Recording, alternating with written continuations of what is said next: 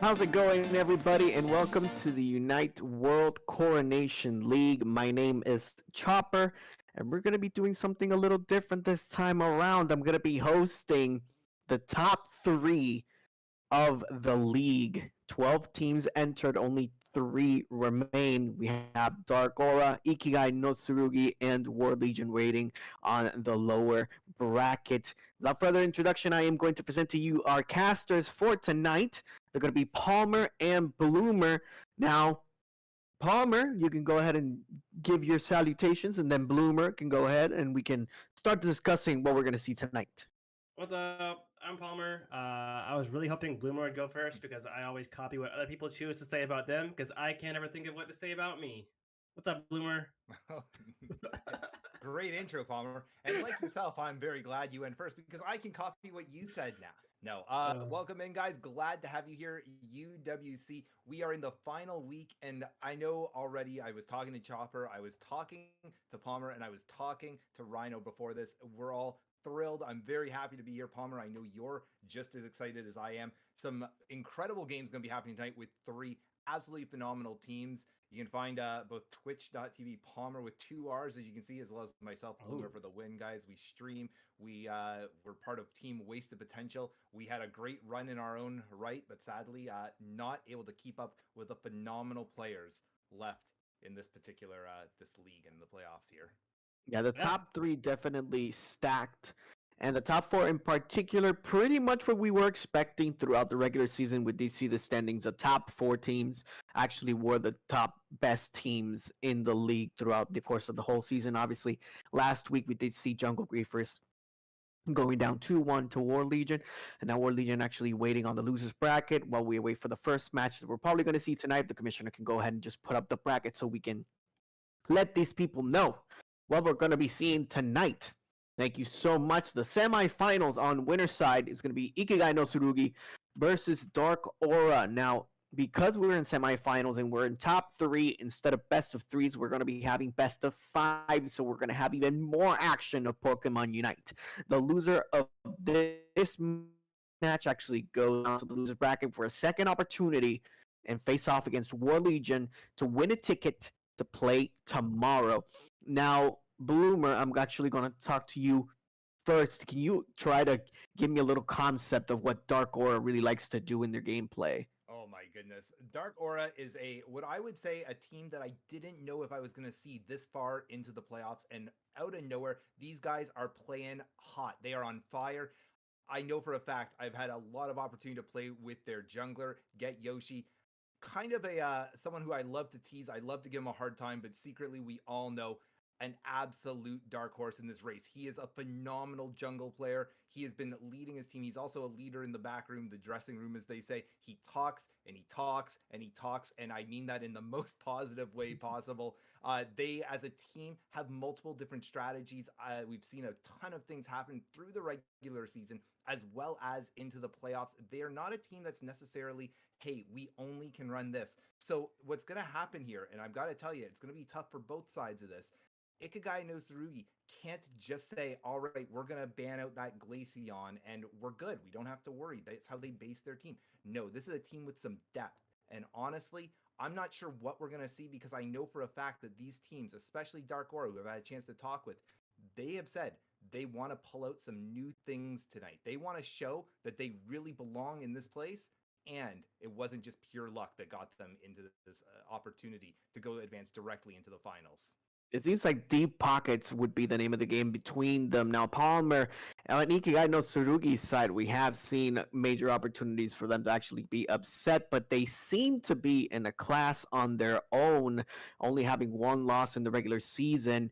Formerly known as Kakuna Matata, actually rebranding onto Ikigai no Tsurugi. The last time that we saw them, it was a practice match, but Dark Aura pretty much losing handily versus INT. So, Palmer, what do you expect from Ikigai no Tsurugi in this match? Big things. Like, I feel like all of their players individually have been stepping up at different times throughout the year, and it's gonna be tough. They've been showing up, so it's gonna take, I think, Dark Aura's best game to come out on top. Very, very good and well said. We are approaching the finale of season one, but you do not have to worry. Season two will also have a start in a later date. That would be staying tuned.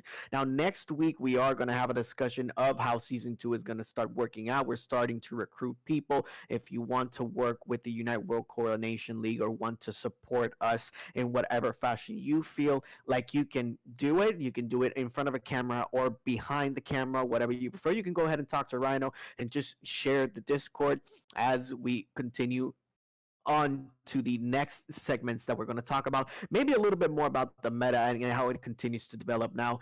Actually, going back to you, Palmer, what do you like to run now that we are seeing a couple of different bans from this particular week? What do I like to run now? It's tough to argue against running Trevenant right now. It just feels so dummy strong in like so many different ways.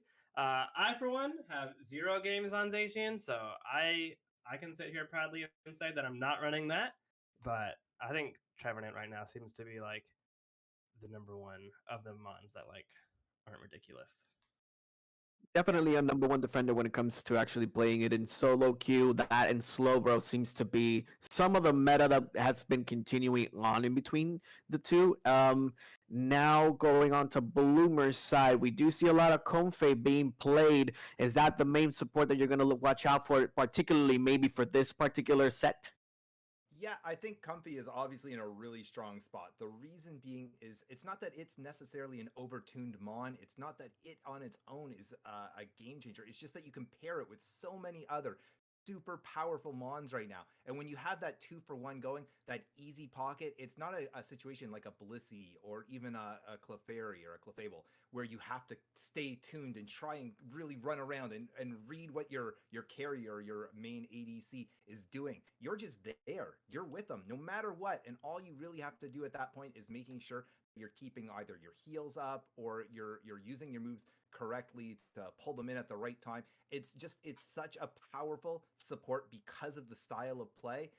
Thank God we shouldn't be seeing any Zacians tonight because of course that just ruins the meta. Going back to what you guys were talking about just a moment ago, I agree. The Trevenant, what a powerful Mon we were seeing. I just started playing a little Trevenant myself, and I got a feel for how good that Mon actually is. But I think overall, thick teams. So seeing things like the Slowbro and the Trevenant, if a team can lock both of those in, I mean, wow, what an opportunity there. You put a Comfy on that, and they're just gonna wherever they exist. That's it. Game over. They're not moving. They control that space, and that's going to lead to victories. A lot of opportunities for continued growth within the meta, however. And one of my favorite segments of the show, rather, in the United World Coronation League, your picks for most overrated Pokemon right now. And we're going to start with Bloomer. What's your most overrated Pokemon right now? Goodness, that is a heck of a question. I can only choose one. What would I say is overrated that I'm seeing a lot of?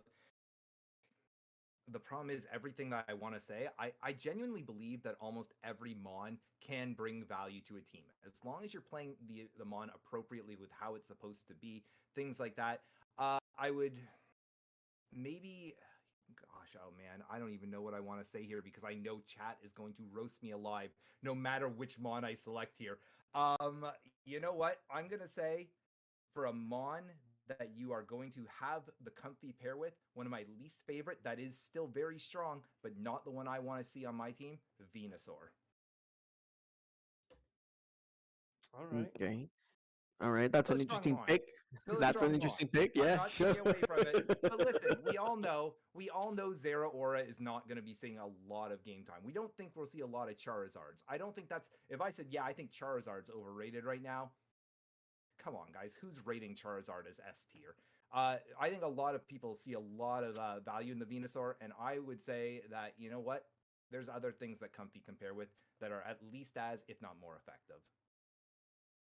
Okay, Palmer would be same question to you. In the meantime, Bloomer, you have an opportunity to actually continue to think some and now an underrated Pokemon that's not being currently used in the meta that much.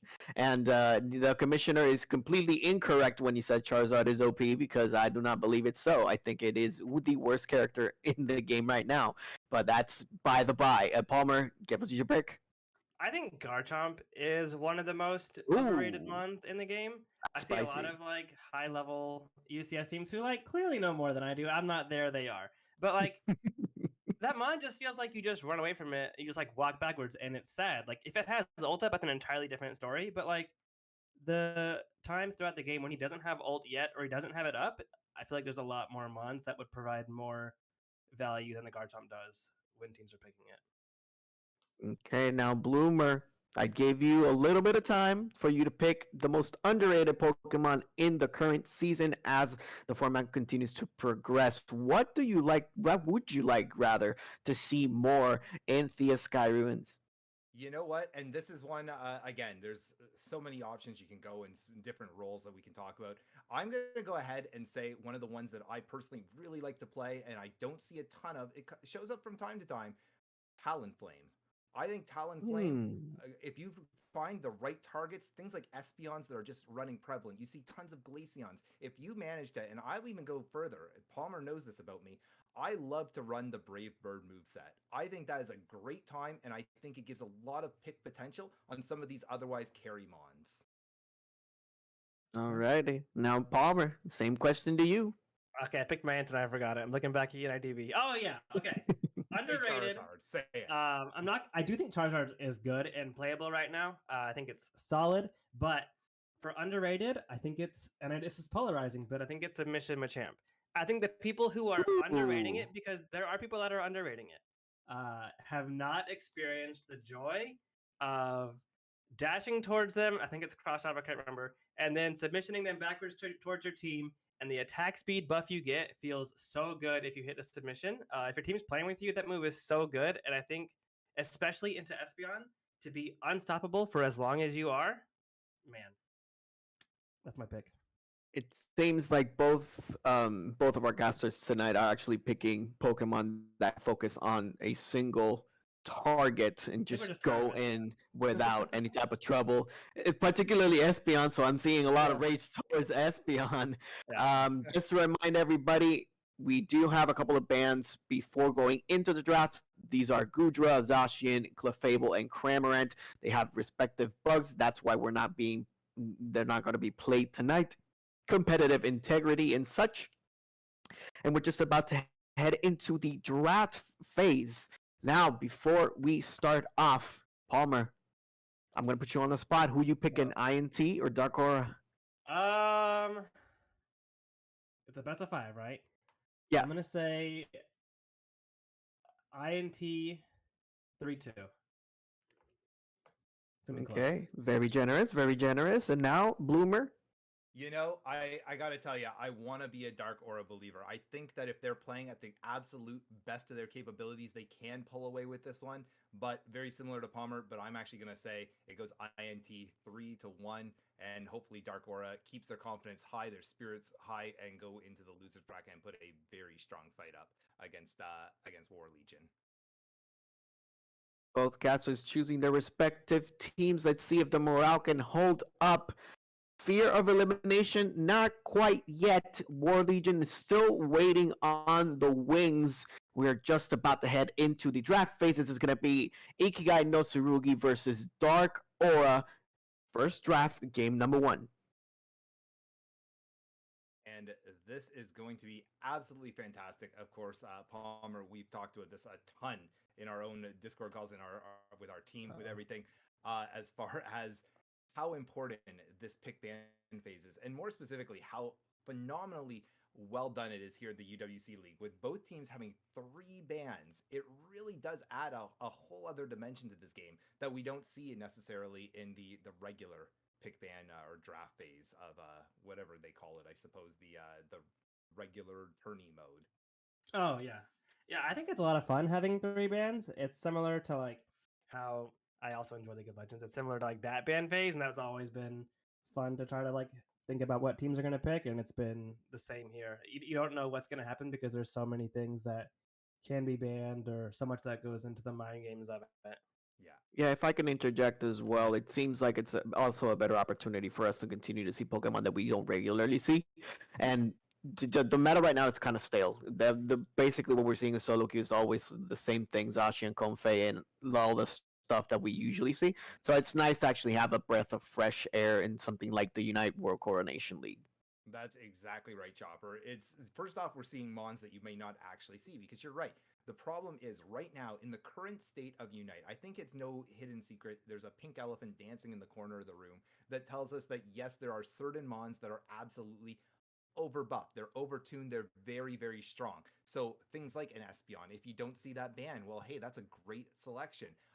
Something like Speaking of Urshifu, bans, same exact situation. And look at that, as we see Dark Aura goes ahead, and they obviously were listening to you, Palmer. They said, we don't want to see a Trevenant. That is one of the strongest mons in the game right now. Get it out of here. We're not going to play it. We don't want to see you guys play it. And a very strong, smart first ban. yeah. In addition to being just like super strong, it's just also miserable to play against if the person like has a feel for the Woodhammer hitbox, which can be pretty generous. It can be miserable playing against that mon for 10 minutes. Oh, absolutely. The amount of times that I'm sure I'm 100%, I'm out of range. I don't have to worry. And wait, why am I stunned? And oh, now my health just went down to 1/4. Hopefully, no one. Oh, yeah, no, he also was able to just poke into me again. Not only was I CC'd the entire time, but I'm out. And look at that. Ikigai no Tsurugi says, well, if you're going to get rid of Trevenant, we're going to get rid of Slowbro. We may see a Crustle match here. I don't know about that, but I think it's clear that INT knew that if the first dummy busted defender was off the board, they had to get rid of the second one because they weren't going to be able to pick whichever one they wanted. Yeah. And they also get rid of the Mew. Okay. And not a bad Interesting. ban as well. Again, Mew is a strong mon always. We know early game, having that Solar Beam, the Electro Ball available to them at level 1, that's a lot of secure. It's a lot of range. Mew, the mon that can do literally everything. I don't hate seeing that as a ban either. I think that's a really smart one. And probably a mon that until or unless they rework that kit will always be prevalent, at least in some way, to the meta. Yeah. Like, remember when that used to be the least of our worries was just overpowered Mew? Man. Now we've got Zacian out here with level 7 Grand stats, level 1. It's a great space that we're living in. Ready to see this second ban. I thought they were doing it. They kind of faked me out. I was ready to transition right to it, and it's just they're gonna deny me it. There it Taking is. advantage of their time. And you know what? I was about to start talking about Urshifu. If you remember, before we had Zacian brought into this game, everyone was complaining about how powerful Urshifu was, and all of a sudden Zacian came in and everyone said, hey, Urshifu is not that bad. I'm done with you, So- Urshifu. They just toss him to the side. And so we see, again, Dark Aura bans Urshifu, goes ahead, locks Dodrio as that first pick. Another mon that I personally hate to see against me. Something I love to see on my team. A very quick pick back in retaliation by Ikigai no Tsurugi with the Comfy and the Blastoise. Yeah, Dodrio's gonna actually absolutely take over games, but like INT has 5 chances to pick around it. Like showing Dodrio early, there are teams that can have tools that can work against it, and it's up to them to make it happen, but it is possible. Is indeed. And that's one of those risks, of course, when you pick it early, you're giving away a little bit of what maybe your game plan is. But on the flip side, if you don't pick it early, you leave it open for the other team to grab it. And that can absolutely throw your whole strategy as well. So I don't hate it. Espeon also making an appearance. No surprise there whatsoever. Dark Aura choosing to go with a much more attack-focused beginning to their pick phase, whereas we can see Ikigai no Tsurugi going a little bit of a different route, goes ahead, lock in that early support. They get Blastoise, which is a great pick because you don't know. Are they going to be running it as a tank? Are they going to be running that as an attacker? Blastoise can do so many different things and is just a very strong mon in whatever role you put him in.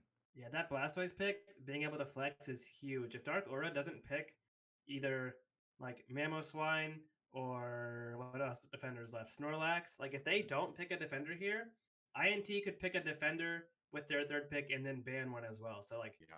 I'm really curious. Okay, so they have a support. Like INT can take Mamo or my brain's going blank. Mamo or Snorlax and then ban the other one. Yeah. And then what defenders left? Greedent and Crustle? Yeah, absolutely. Green, Oh, not a bad is mon, Gudra? obviously. Is Gudra available?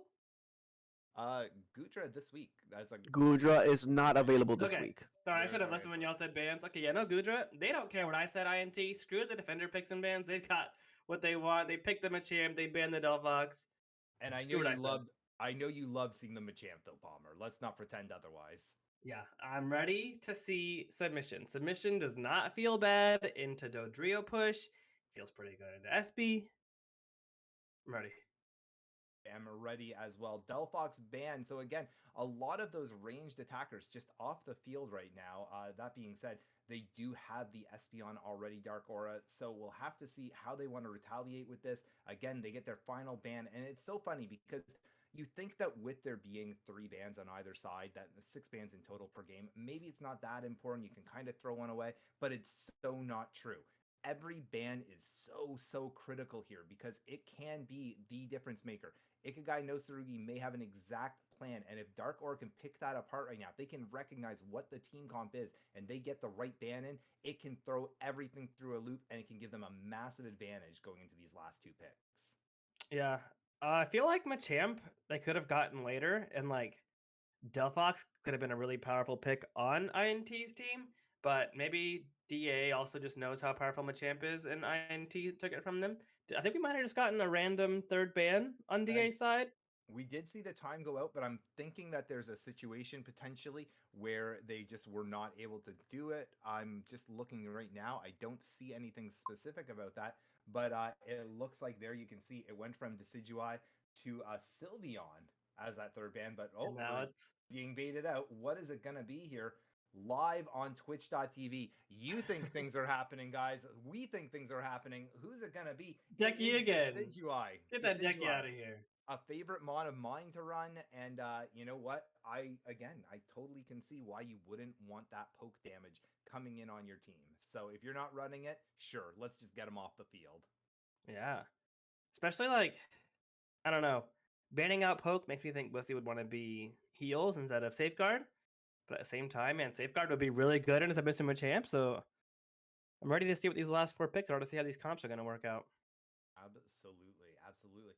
And no absolute pun intended there at all. Now, okay, a Scizor. I don't hate that. Again, Scyther slash Scizor giving you a couple of options on how you want to go ahead and build your team. But again, just a strong Mon across the board. Whether you want a little more tankiness to your team or whether you just want heavy burst damage. Either will definitely able to fill it. And I know, again, anything Ikigai no Tsurugi does, you know they've got someone who's a specialist, someone who is going to be able to absolutely slay that role. Yeah, Scyther was almost my pick for overrated Mon. I think people have gotten better at playing against it and stopping it from snowballing, and it's been nerfed a few times since it used to be like dummy busted. You can still make it work, but man, it's gonna have to get past a mime. Espeon can stun it from further away, like Dodrio. If it gets onto it, can kill the Scyther. Like I feel like Scyther is not what it used to be, but I'm sure You, INT knows more than I do. and you know what? Interestingly enough, I actually think that a lot of people kind of forgot how powerful, Ooh, especially okay. Scyther, can be. I still to this day there are so many times that I don't respect enough in my own matches that Scyther on the opposing team. I think I can get it. All of a sudden, it dives on me. My health pool goes from 100 to 0, and I say, "Well, what just happened there?" It's never a good time. But you're right. We saw the mime come in and a Glaceon now as well. I think Dark Aura really nicely rounded off that comp. You can see they didn't go so heavy with the tank. They went with the support, but mime kind of that pseudo tank, pseudo support mon, that role that it can fill. So I don't hate that. But now you see a Sableye coming in from Ikigai no Tsurugi, one of my least favorite mons to play against in this entire game. Yeah, I'm trying to figure out whose comp I like better. Sableye was kind of a spicy little throw in there. I don't know. Like just on comps, whose comp do you like better? Who's like the You team know, you think will win on comp? I gotta tell you, Dark Aura has more mons that individually I'm scared about. Espeon, Glaceon, Dodrio. That's a lot of fear for someone like myself who tends to play backline mons. That being said, when I look at Ikigai no Tsurugi, they've got that bulk that I really like between Machamp, Blastoise. They have the Comfy locked in, and Sableye doing a lot of just frustration throughout the game. I Oh man, I If like that's a both of these spin comps. Blastoise, how does Espeon or Glaceon like exist if that's a spin Stoise with a Comfy on it?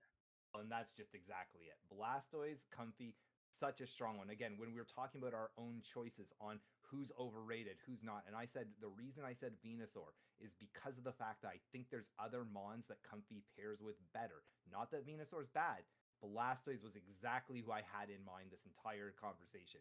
Blastoise is a menace by itself. It is such a powerful Mon. You add a Comfy on there, Blastoise lives like a Trevenant and slams damage down like an Espeon. Heck yeah. All right, my favorite time to see what people take as their items. Stacking so far on the Comfy. Some stacking and Score Shield and Golget on the Sableye. That's going to be a fun gameplay to watch. Blastoise also stacking. Machamp with the Float Stone. Big enjoyer of that.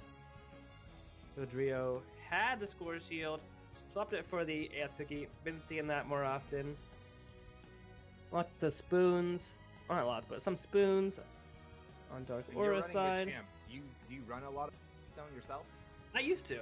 I've swapped it lately. I've changed it around with like, oh, they're not stacking it. So like they're adding Razor. I usually would take attack weight, and then Floatstone. You could have that. You could have Baby Band. People don't like the focus band on it. I kind of enjoy that too. Or Scope Lens for some big crits if you're running Submission with your increased attack speed. You got tons of options. Personally, I will, if I can find a way to put Floatstone on any Mon, I think Yeah. It It feels good. It's one of my favorite items in the game. It's one that I can't justify on too many Mons, but when I can, I am so happy because it is like, again, I feel like I'm a day one player going, all right, time to get my Floatstone to level 30. I just love that one. It's a fun item to run. And here we go. The teams begin going out. Let's see who's playing where. And look at that. Whoa! Squirtle going to be rocking that jungle for us. I love seeing it. It's something that you maybe weren't expecting necessarily from the team comp, but why the heck not? And we talked about it. It's such a great Mon as an early pick because you don't know what position it's going to run. It means that the counter picks are very, very difficult because you don't know, again, do we want to ban out a tank? Do we want to ban out an attacker? And there is no reason not to run that in the jungle. You can see over on the right side, our orange team, Dark Aura, they did start with the Blissey kind of babysitting that Glaceon as well. Little bit of fear, and now going to make its way to the lane. You can see both teams starting to get their dunks in early, 34 to 20, very, very quick points on the board for both teams. Yeah, I was surprised they took the Scyther top. I didn't see if it was stacking. It is stacking out. The 2-minute delays helped me out, and Scyther had attack weight on there. Attack weight, Razor, and Amp. Okay.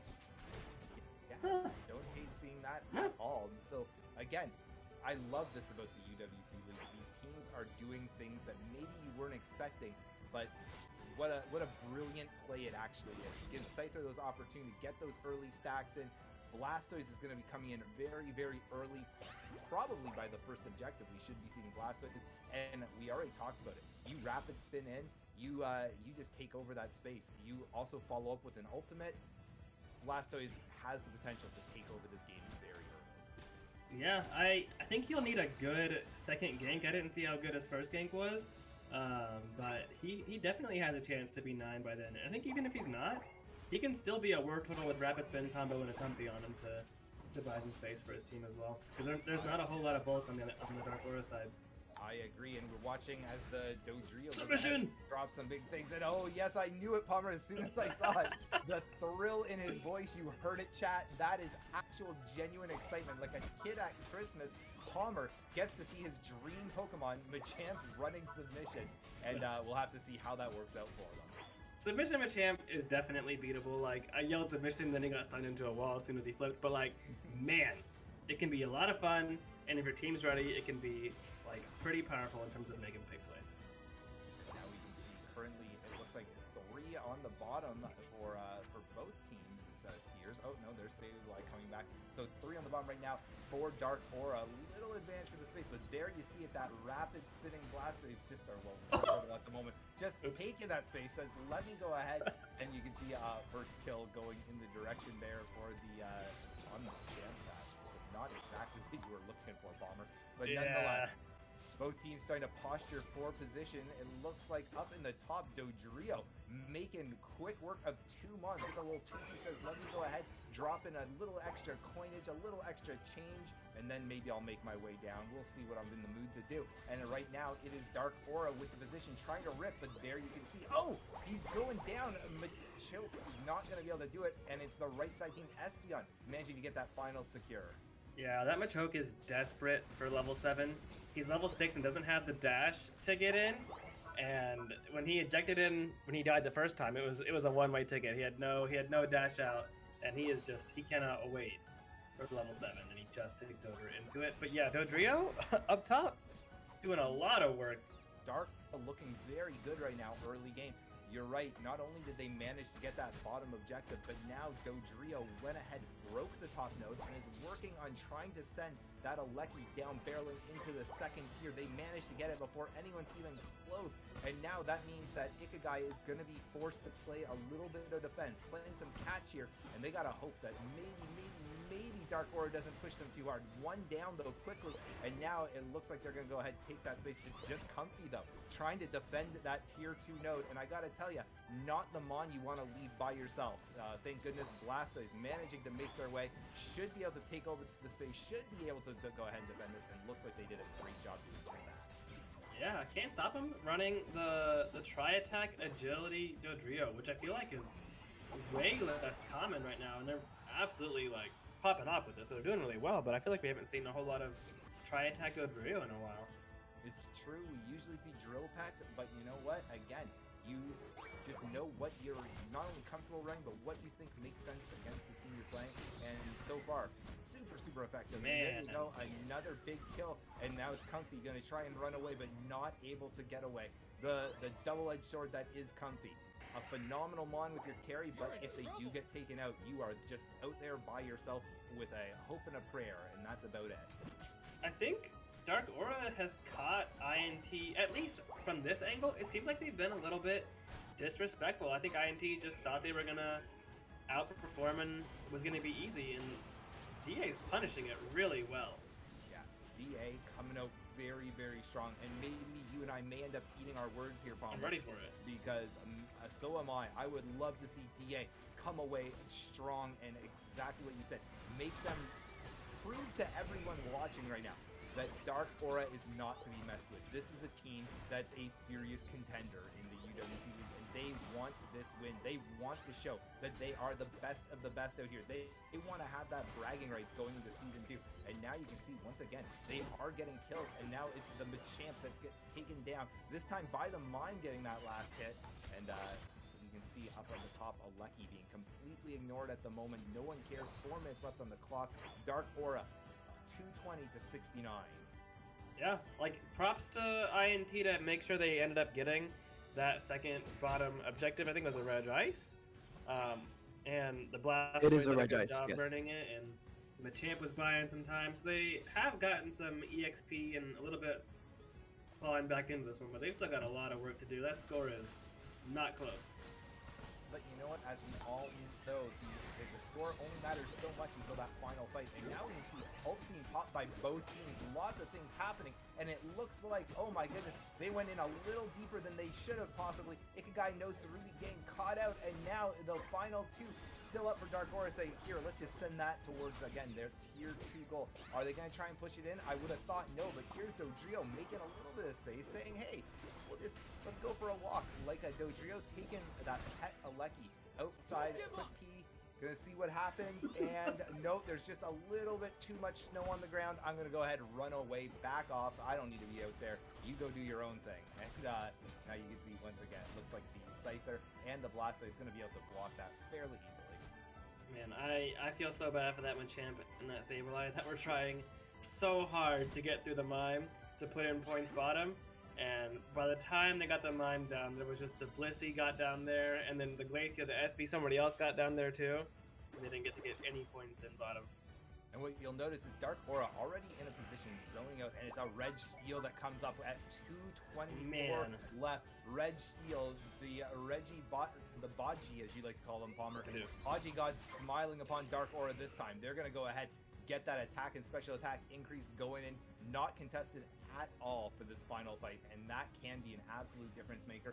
When we're looking at the levels, it's not a blowout by any means. However, it looks like only 114 on the field, and that's Glaceon. So we'll have to see how this goes. You can see really struggling just came up for Ikigai. They know they need to do something. Dodrio going for a back cap as well. So they know they've got the number advantage. They go ahead, start to engage this fight. And look at that. The Blastoise eject ult goes in deep, but they're fighting on node. That's not where you want to be.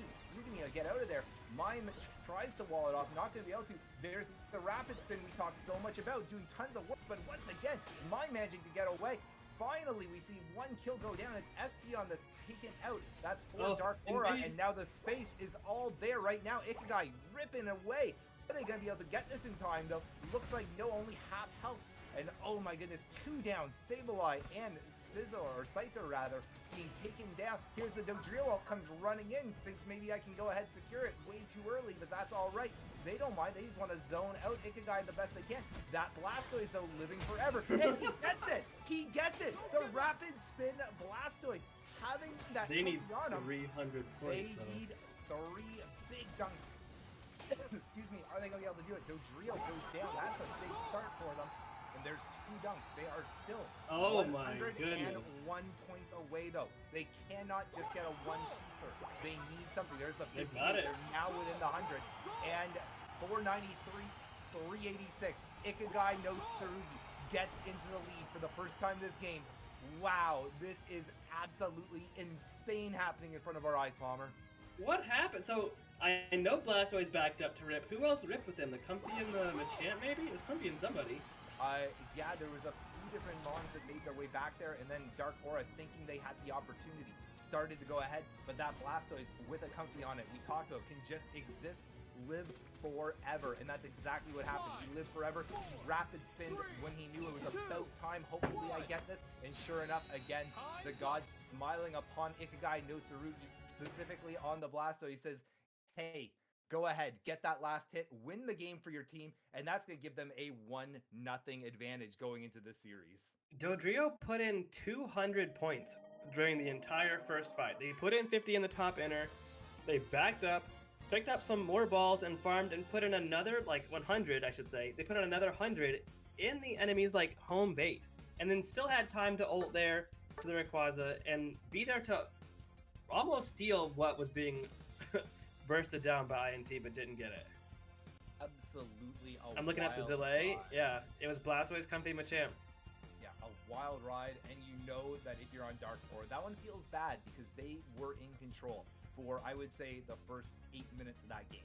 They looked so good. Again, they had me ready to eat my words and say, oh, maybe Dark Aura takes this in 4. I don't know. And maybe they still can. We'll have to wait and see, but they're going to need to tighten up that Rayquaza fight because, as we saw, unbelievably patient game by Ikigai no Tsurugi. They understood that they were behind. They played from behind. They were smart when they decided to engage fights. And at the end of the day, we talked about it doesn't matter. You're 200, 300 points behind. You managed to get that Ray. You managed to get those points in. That's how quickly this game could turn on its head. And we saw it. Huge victory for Ikigai no Tsurugi in our first game of this Best of 5 series. Yeah, 68,000 from the Scyther. Pretty good. I thought they were a little greedy with their lane assignments, sending the Scyther to lane and the Blastoise jungle, even though Blastoise jungle is definitely a thing. But I felt like they kind of got away with one there. Their submission Machamp, couldn't find all the opportunities they wanted. They found Yoshi in his own bottom L bush and got him out for when they were securing the Rayquaza. So they made the plays they needed to at the end, but that game was not the smoothest one from them. No, definitely not. First game actually going on the side of INT. What a comeback just to start off what seems to be winners finals and epic proportions as well. Now, boys, I am going to go back to you and let's see if we can take a look at that draft and see if maybe we can actually pinpoint exactly where you think maybe the compositions could be better off. If the commissioner can go ahead and put up that screenshot whenever they have the opportunity. But actually going with Palmer on this one. So you were mentioning that the Caesar actually being ran in lane was a little confident, overconfident maybe. Vic's actually doing a really good job right to close it out though. Absolutely. I was way more confident in the comp itself on INT's side than what actually like Mhm. showed during the game. I thought Dark Aura played really well and made my assumption that their INT's comp would outperform. Looked a little silly, but I think a lot of that was the mime. The mime was really good at even when the Machamp got in to disrupt it immediately afterwards, and they would kill the Machamp and at least make sure that the trade went 1-for-1, or that they would even save whoever the Machamp had flipped backwards. So I thought Dark Aura played it really well. Okay, now Bloomer actually looking at the draft one more time. We saw Trevenant Shifu. Now the Decidueye was confirmed by the commissioner to be a ban that was chosen because time was up, so that wasn't forced on Dark Aura itself. And then on the other side, we do see INT actually banning out Slowbro, Mew, Delphox. Now, seeing Sableye once again in the United World Coronation League is something, and actually running double all-rounder comps is not something that we usually see. So, Bloomer, what type of adaptation are you expecting from IMT? Because we did see them struggle throughout the early to mid game. And that's a great question because you're right. They did struggle early on, but I wonder again, do they need to make too many drastic changes? Because you can see what their game plan was. Again, they were so smart. Palmer called it out during the match. A super astute observation is when they understood to give up objectives, things like that. They understood that this okay. We're behind right now. It doesn't matter. It's the first 8 minutes of Unite. Sure, you want to do okay, but as long as we don't blow our whole whatever too early, we should be absolutely fine. At the end of the day, I think what they may decide to do, they'll have to, of course, adapt based on the pick ban phase. As far as if like say the Blastoise or the Comfy gets banned out by DA, that's of course going to mean they have to run an entirely different composition. But if they don't have to, the truth is, hey, we can just run that same thing, just do it a little bit better, play a little bit smarter, try not to get behind right away. And if it does happen, then we just play from behind exactly like they did. Again, there was no really bad fights taken by them during that entire I would say after the initial 2 minutes, that the next 6 minutes, that mid game, they were so clever with how they did it. And it looks like, are we This is the run back. this is the run back. I thought it could happen, to be honest. I think both teams were happy with their performance. They were happy with what they did. Dark Aura is just saying, "Hey, we just need to play a little bit smarter at that Ray fight." Ikagai no Tsurugi is saying, "We just need to play a little bit smarter in the first 2 minutes." But other than that, both teams They did great. They're happy. Either one of those teams could have won that. There was they won't really take never. Machamp third again. I think you're right Calling it. potentially that Machamp may have been Yep. swapped out Mm. here. We did see, I hate to say it, it was on the kill feed maybe a little more often than they wanted to be.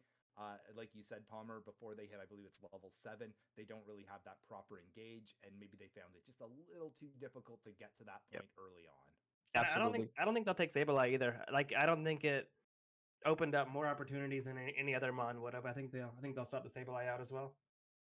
Get Yeah, Yoshi doing the most damage in the first game, Yeah, 87,000 with he that did. Glaceon. It's something that they are considering for this next game as we await for that final ban. Now, do keep in mind last time around, the time was up for that last ban, so let's see what Dark Aura is going to go for. absolutely. And you're right. We can see Ikagai grabbing Scyther that maybe. Glaceon already, and such a good idea, obviously, to say, all right, not only do we get this strong Mon on our team, but more importantly, we stop them from getting it. Because you're right. We talked about Yoshi. The problem is, again, this is a kid with deep pockets when it comes to his Mon selection.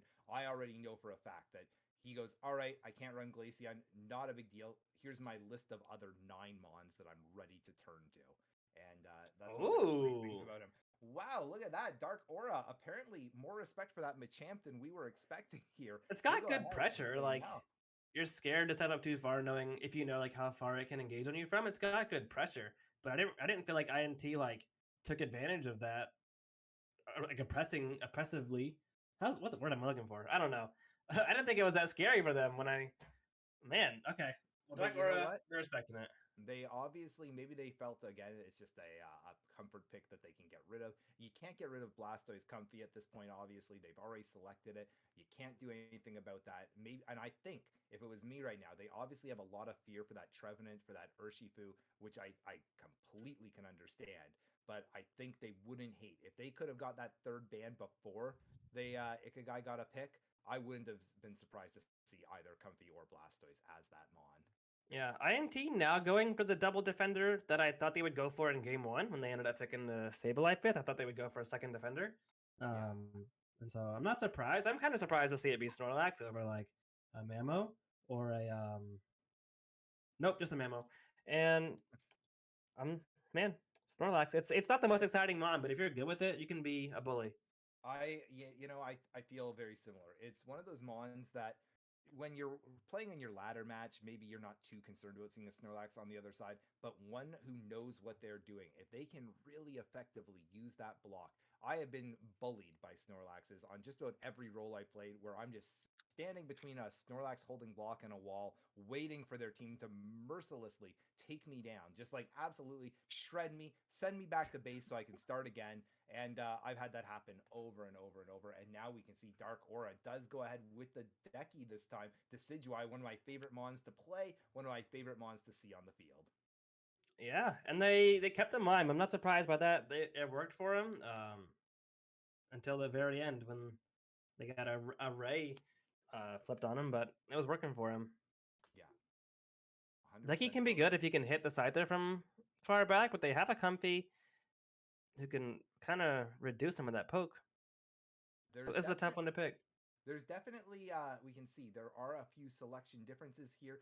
Ikigai grabbing that Glacie, the Snorlax, they obviously got the Decky over on Dark Aura, but they still are, both teams look like they're running what they want to do as far as their general composition. Comfy Blastoise, Dodrio Blissey seems to be where they're basing their team comps on. Yeah, absolutely. Looking at builds, I don't think people will change much from the mons we saw last game. Full support, Snorlax, no flails happening in this gameplay. Scyther still stacking. It does have a focus. I don't think they had focus last time. They had amp last time. Is that going to be a Scizor? That may be a change that we see. We could be going for a much thicker composition. A little more protect the president style on that Glaceon potentially. Yeah, I don't know if Scizor would be enough damage, but it could be interesting if they choose to go it. Yoshi with your favorite item, Floatstone, let's go. Yeah, I love seeing a Decidueye with Floatstone. I think it's a great choice. Yoshi, a man after my own heart, understands it.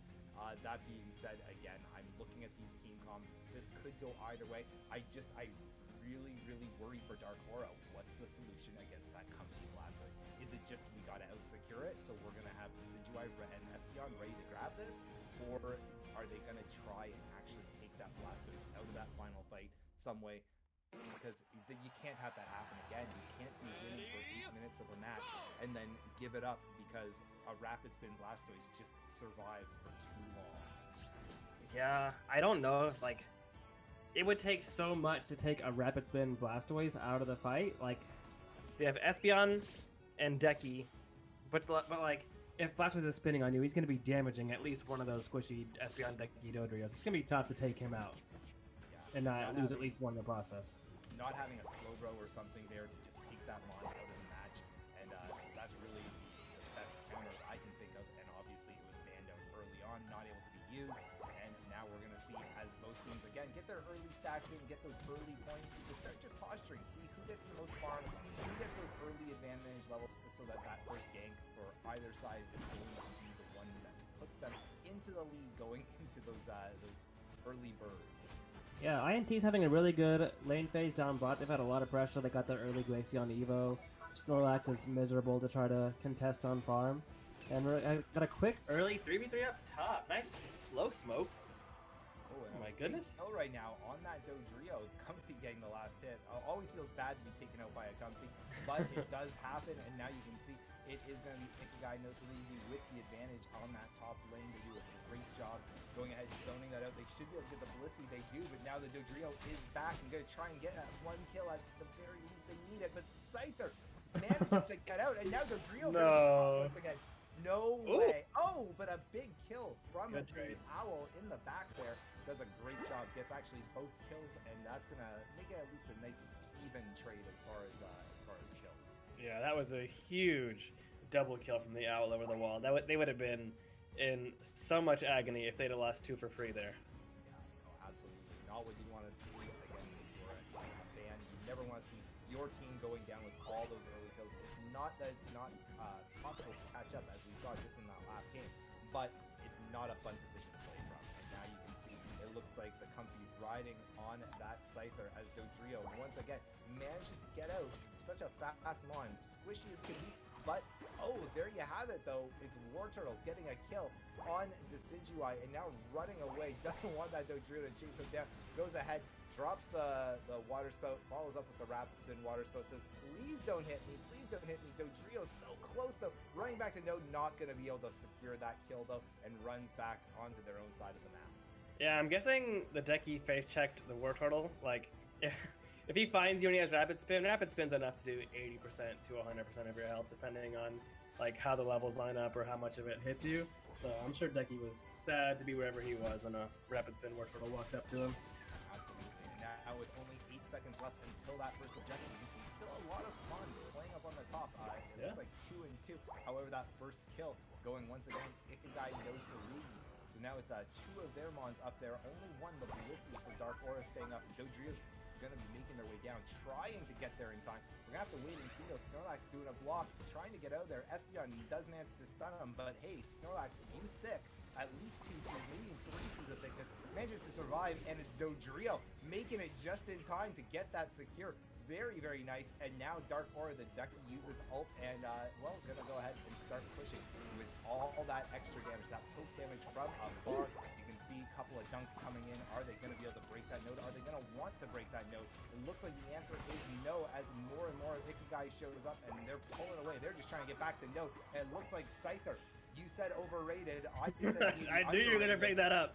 Pulling in some kills, pulling in some damage, and hey, no surprise to see our good friend Comfy there, just doing all sorts of work, keeping that Scyther alive and well. Yeah, man, I knew you were gonna bring it up. Comfy is pulling its weight as well. The Snorlax at the start of that Baji fight, Snorlax had a really good 2-person knockup, 2-mon knockup in the bush, but neither the Glacie or what else do they have?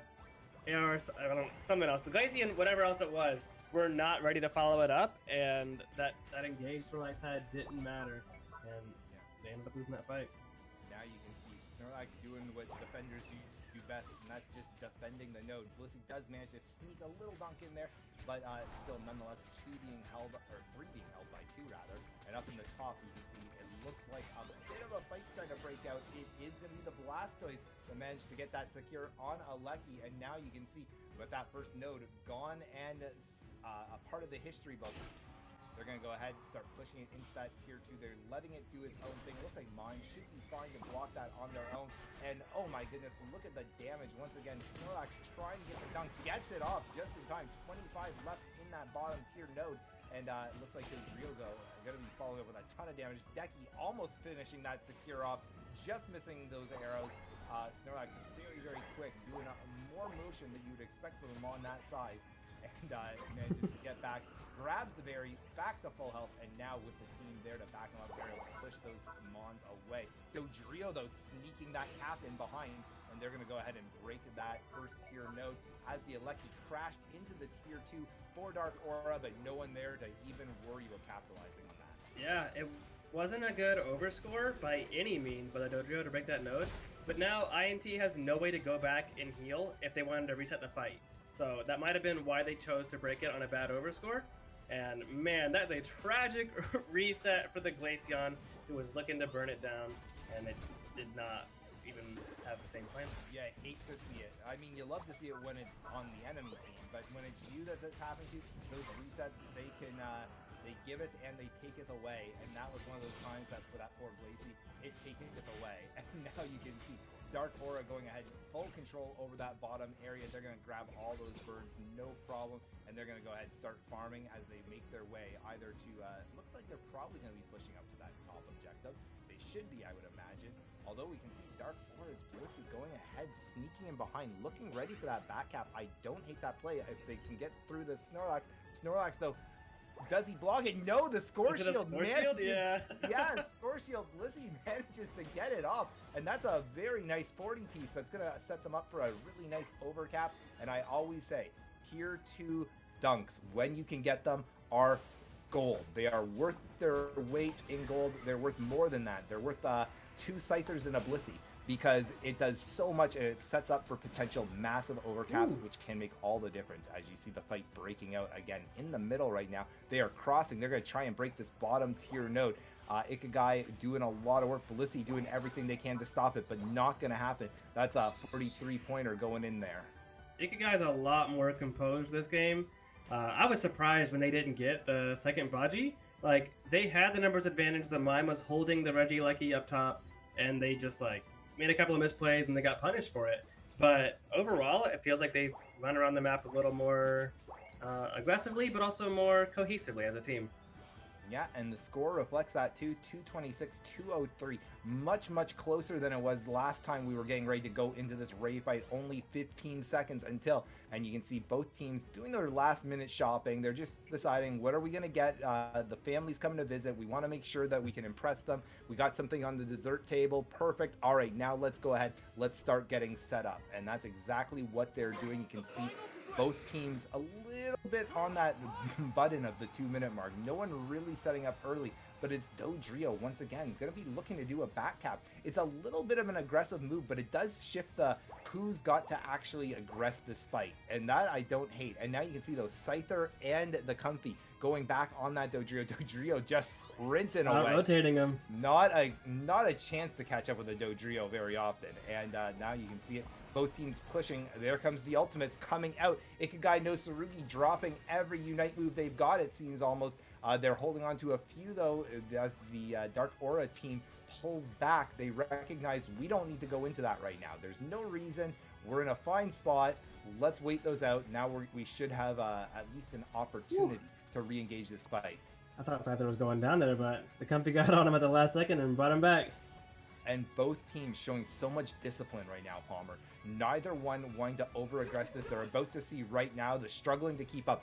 That is going to change exactly the way these teams have to play. They know now who's in the lead. There's no questions. We know Ikigai. They know Ikigai needs to get this.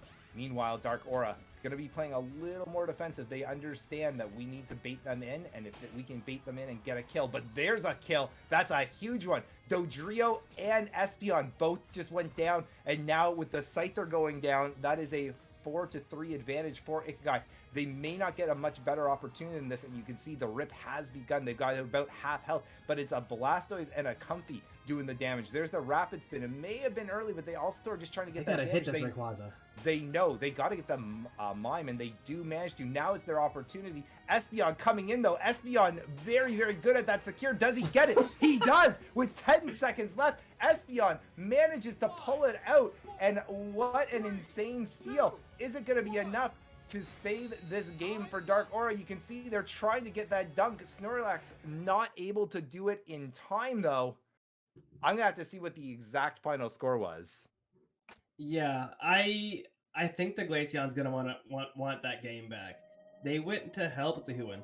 Yeah, Dark Aura wins. The Glaceon went to help the Scyther in that like late bottom lane fight, and the fight just played so far from them that they weren't able to help the Scyther, but then they also weren't helping the Blastoise rip the Rayquaza, and they ran out of time. Like, I think if the Glaceon just hit Ray with the Blastoise, it's theirs, because they would have gotten multiple rotations of Icy Wind off way before the Espeon ever even got there. A lot of opportunity there, and that's one of those ones that when you're doing the VOD review, it's a lot easier to go back and say, all right, here's where we made a mistake. This maybe could have done differently. What if we had tried this? Very easy to be capped in hindsight. At the moment, of course, it's much more difficult decision. And listen, again, not a bad game by either team. This is an exciting series. This could go either way. Oh yeah, like to get this straight, it's way easier to be the eye in the sky and be like, why didn't this player do this when clearly like their choice was wrong? But like, I could be wrong for starters, but at the same time, like, man, it's so stressful. There's 45 seconds, you're down. It's hard. It is definitely difficult, especially when you have these pressure situations. We are going to take a look at the damage stats. Yoshi going for 77 that time. Now, it all actually started with Egoist and Scyther actually taking care of Kersey right as the team fights were actually starting up. Actually, Bix was the one that took out Kersey in that late team fight. And the rotations from INT actually pushing them downwards was actually super good for the Rayquaza rip. But as Palmer previously mentioned, Junction just did not hit the Rayquaza with the Blastoise, and they weren't able to rip it on time. Yeah, it's tough. Props to like INT for playing better in game 2 when we thought like they kind of stole game 1. But we got a good series here. Yeah, and also there was a call made by Bloomer saying that every single point that you make matters, and that Blissey actually scored 40 in the mid game, and that differential actually pretty much determined the victory and the defeat. So going to you now, Bloomer, so far we have a tight series. What do you expect when it comes to the next draft phase? If the commissioner can go ahead and put up that draft for us. You know, I would love to say I'm going to see something incredibly different at the beginning this time. It seems though like both teams they have their bans that they do not want to see. As soon as one team is banning the one tank, whether it's Trevenant Slowbro, the other team knows, okay, we can't let them get that. So both of those bans seem to be pretty consistent. From there, we've seen Mew and Urshi also banned both times, and I absolutely agree with the Urshi ban 100% of the time. I think Urshi is a mon that we're all forgetting about being busted beyond belief right now. Just a super, super powerful mon. Mew, I feel, is in the right hands in a very similar boat. A high skill cap on Mew to get full value, but when you can do it, that is a mon that can run away with a game. So I don't hate any of that. I would like, there's a side of me that says you got to get rid of that Comfy or the Blastoise, but I would say the Comfy because there's too many other mons that it can pair with too easily. But again, the problem being you only have 2 that you can ban for yourself. And unless the other team does that for you, does that favor and says, let me get rid of one of those mons that you're worried about, what can you do? You've got to prioritize. And I think the bans are going to stay fairly consistent and similar throughout this entire series. Whether that is for the detriment of either one of those teams, we're going to have to wait and see. Palmer, if you're INT, do you continue to prioritize Blastoise, or you prefer to actually start getting maybe another angle in which you want to get a lot more pressure with defenders, or maybe actually start getting maybe another support that's not Comfy? I think their Blastoise Comfy picks are strong. Blastoise is flex, Comfy is just power. Like Blastoise can go wherever you want it to. They seem committed to having it in jungle. I think if they're gonna change anything, I'd like to see them change their third ban and like pick a Delphox instead of banning it. I think Delphox can slot into so many different comps. Like just throw Delphox in there. I'd like to see a little bit of adjustment. And I don't think DA will stick on the Machamp ban, but I'm not sure what they'll go with third ban. And now just pivoting back to you, Palmer. So Delphox actually being some of the only anti-hitting that we have in the game. The other team does seem to be favoring Blissey. It could be a counter that they could go for, or maybe a little bait and switch for INT. Maybe actually forcing them, hey, we're actually banning Delphox, but now we're gonna pick it this time. It could be maybe a play that they could go for. Yeah, and it could even make the Blissey take Safeguard instead of heals. Like if you thought the Blissey heals were annoying to play against, slap a Fire Spin Delphox, and Blissey may feel pressure to go Safeguard. So you might make them mix it up as well. We're just about to start the draft for game number 3. Ikigai no Tsurugi and Dark Aura. Now we are seeing the bans unfold this time around. Ikigai no Tsurugi bans Trevenant with Dodrio, and Dark Aura is banning Slowbro Urshifu. So a little bit of a target ban to Can't Stop Him. First pick being Comfy. And I don't hate at all that they've gone ahead. And I mentioned that Mew is one of those ones that I can understand the ban. Absolutely, I can. It is I think, a strong ban. But now you've had a chance to play out a couple of rounds. You can see what is really giving you the difficulties. What is Dark Aura leaning into? And you can see they did lean into that Dodrio, and that is a tough mon to counter. I know we said, oh yeah, just try and counter it. It's not always that easy. If someone knows what they're doing on it, it is a very, very high damage mon out of nowhere, out of left field. And just when you think, all right, we got him, he's X speeding away and you can't catch up for the life of you. What I do love seeing here right now, Dark Aura started off with the Blastoise pick. So they said, all right, you're going to ban our Dodrio out. That's fine. Respect equals respect. We're going to respect that you've been running that Blastoise. We're grabbing it. Yeah, the Dodrio's had a lot of pressure. When it came to like 2-minute scenarios, the Dodrio's just been a menace up top and in base. So I'm glad to see it be banned. And I really am enjoying the Mime picks. I know that there were some people in the comments that saying that just like Mime just isn't in meta right now when it was the games up to these semifinals. And I'm glad that teams are like, no, Mime is good. I feel a little better in our use of it. I think Mime is a plenty strong pick. Again, it can fill a couple of different roles, but at the end of the day, that ultimate or that unite move, it's hard to argue with a constant stun that's also going to be damaging.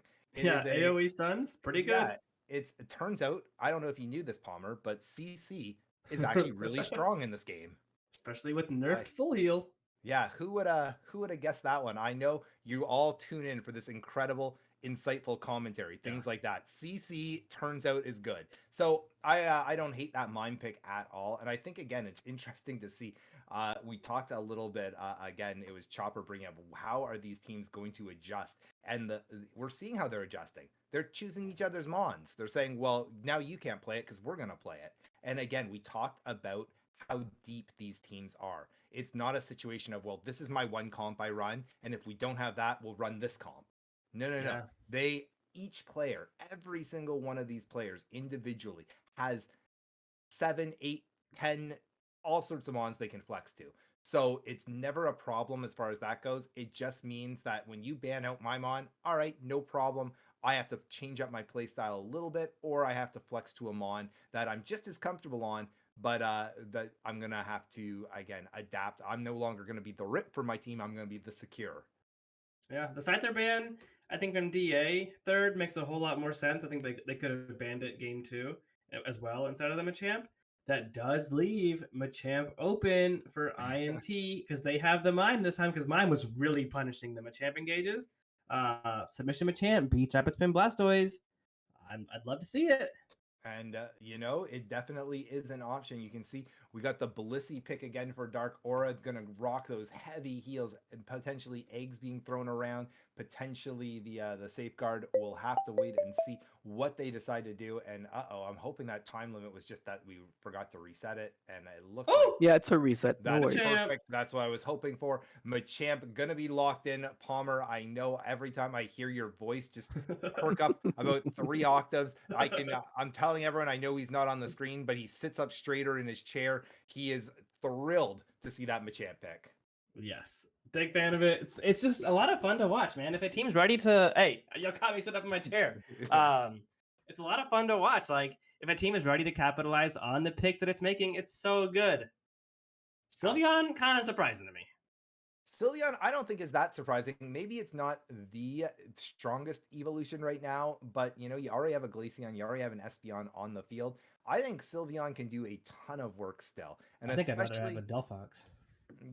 it's already a ban though, so By their own team. For one reason or another, they didn't want the Delphox. Maybe it's again just a fear of we respect Delphox so much, and we respect the players on Dark Aura that may run Delphox so much that we're just not going to allow that to happen. We're seeing Decidueye again from Dark Aura. I love it. I am so happy every time I see a Decidueye because, as we all know, that's one of my mains. It's one that I have as a comfort pick, and I like to see other teams running it because it makes me feel like I'm not throwing.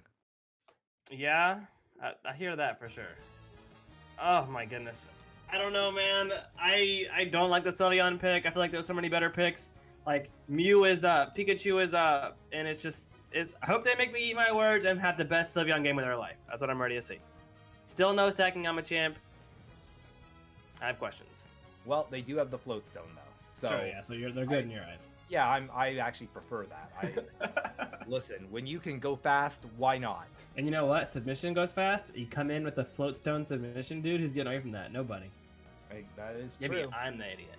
Yeah, we're learning how to play the game properly in front of chat's eyes right now, live on Twitch.tv. Palmer and Bloom are going to be going back to the team and saying, all right, we have new strategies, guys. And you can take so much away from both of these teams. Again, we are seeing phenomenal gameplay. You can tell both of these teams want the win. They want the guarantee of going into the finals, and they want to go into the finals as the #1 team. Best of 5 series, 1-1 right now. Call it, Palmer. Which team do you like the comp of more right now? Who do you think is going to pull in a win on game 3? I was going to tell you INT all day before the Sylveon. Now, I think I actually lean DA. Okay, there we go, guys. DA making a believer out of Palmer, and absolutely both of these teams again have proven in both games that they can win. They also have the opportunity to, well, we'll just say not win. Absolutely. You like how I decided, let's not say the negative of that. They just may not win. It's okay. Yeah. And now you can see both teams going ahead, getting that early farm. You can see that great contest going on in the bot lane. And there we can go top lane. Comfey going ahead, getting a couple of points in early.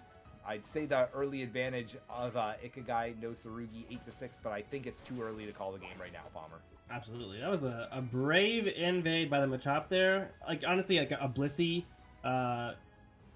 pinning you between you and a Rowlet isn't the scariest thing, but it was a little sketchy there for a second. They get the kill on the Blissey. Absolutely. Huge kill right now. Going to give them a little bit of an advantage going into this top lane. You can see now the 3 against the 2. Ikigai no Tsurugi. Little bit more opportunity now to pressure Dark Aura's farm, and now you can see not a long death timer, of course, early on, but they do again have a small advantage as far as XP and things like that big. Going into the bees. And now there you can see it. Oh, there it is. You love to see it. Machamp pulls that Chansey back in, but is gonna lose his life for it. Again, you hate to see that if you're a fan of Ikigai no Tsurugi or just Machamps in general. But again, a 1-for-1 trade, and then 2-for-1 actually, managing to get that second kill. So overall, Ikigai gonna be happy with that. Yeah, I think for the Machamps that are going submission, I think Focus Band can buy you a lot of time once you've gone in, flip somebody to your team, and like a full cooldown for the next 5 seconds. I think Focus Band can be a really good way to buy some time. They've chosen the float zone instead, but hopefully it continues to work for them, or at least hopefully they keep getting at least 1-for-1s. Absolutely. And now you can see it looks like Dark Aura going to go ahead and really commit heavily to this mid birds. You can see there's the a couple, the evolutions making their way to the middle for Ikigai as well. A little bit too late to get any actual value other than maybe a little bit of damage, some poke damage on Dark Aura. But Deki goes ahead, locks that Spirit Shackle from a distance, and now it's, a couple of Mons going to take some damage. And now, oh my gosh, Snorlax, that was an aggressive play, and sadly is going to pay for it with his life, not able to survive that much damage as well as the stuns. And it looks like going into the first objective, they should be able to make it back with no real difficulties as far as that goes. But 2 Mons on both teams, once again, kind of stuck up there. Nobody wanting to be the first one to move down, it seems, because they don't want to give up necessarily all that farm right away. Yeah, the Machoke has been on the other side of the map for a while now, so they've definitely had the pressure in that lane, and they've almost got some kill pressure on that Blissey. Like, every time you wait for the War Turtle to start rapid spinning, you just hold your submission until then, and you punish it. Like, he's going to have pressure as long as they keep 2 there. I'm surprised they're still opting into this 2v2. Yeah, and now you can see, though, it looks like as much as we talked about the 2v2, there goes Blissey running down. They're going to join into that bottom fight. It's hard to say. Oh, there we go. Regice already down to half health. Decidueye wanting to secure, but no one doing any damage. So now he's got to wait. Now he's going to try for it one more time. He's got to wait one more hit, and that's it. Oh, the egg goes in, I believe. Yes, it is Blissey that gets the secure on the Regice. Again, not maybe the steal that they were hoping for, but a really nice play by Dark Aura. It's always so frustrating as a Decidueye. You're holding that arrow, you're just waiting. Please, somebody hit this so that I can secure. Wasn't able to do it, but Blissey said, don't you worry, I've got your back, and a great secure by Dark Aura. Yeah, and Machoke staying top, you've got to be praying that he gets level 9 soon, because your team did not get the first Baji, and you really just need any ounce of pressure you can get. So they're just hoping he can get to become a mid-champ pretty soon so they can have some pressure up top. Yeah, there it is. There it is indeed, and that's going to be hugely helpful. And you can see a really different approach. Dark Aura deciding to go ahead and keep putting pressure down on the bottom. They didn't want to rotate right away. They almost accepted, all right, we're going to lose that, then we're just going to play defense on the Aleki on second tier. That's not a problem. And they wanted to get, again, value in on that bottom instead. And they didn't break the node, but they definitely got some points in. Maybe we'll have to see how that works out for them. But now you can see Ikigai going to go ahead, get that Aleki, and it looks like they're getting ready to try and run it in, or at the very least, look at that, they are doing a jungle invade. One of the most frustrating things to have happen, get caught out in that jungle by yourself, and now they're getting kills left, right, and potentially center. If they can get this Blastoise, who manages to pop the ult in time, has a lot of health, and it looks like it's Snorlax going down. Blastoise trying so hard. Deki manages to get there with the ultimate, but the problem is Decky ult is not going to be enough to stop the Aleki in time. And there it is, a second tier broken at about the 5-minute mark. Yeah, they've got so much more pressure this game with it. Like, they took the Decky out immediately when they first started that Aleki push, and they just kept finding. They found the Espeon. They didn't even care the Espeon ulted. They're playing it really well this game. And you know, Palmer, you said it early, you said it often, and it's so true. Right now, that submission Machamp trying to absolutely just nerf the heck out of that Blastoise, that Wartortle. Now Blastoise, I suppose. And he's doing a great job. Every time he can do that, every time he can stop that rapid spin, it is value, because you can see when that rapid spin goes in, even if he gets killed, even if he doesn't get the kills, look how much damage he's done. Gives Decky all sorts of opportunity. Just land one Spirit Shackle, all of a sudden your team is down, it's out, and if a Decky's by themselves even, they can do so much rip. And now you can see there's that Hyper Voice just doing all sorts of work. But Blissey again, the So secures of a god. Blissey, please just let us live.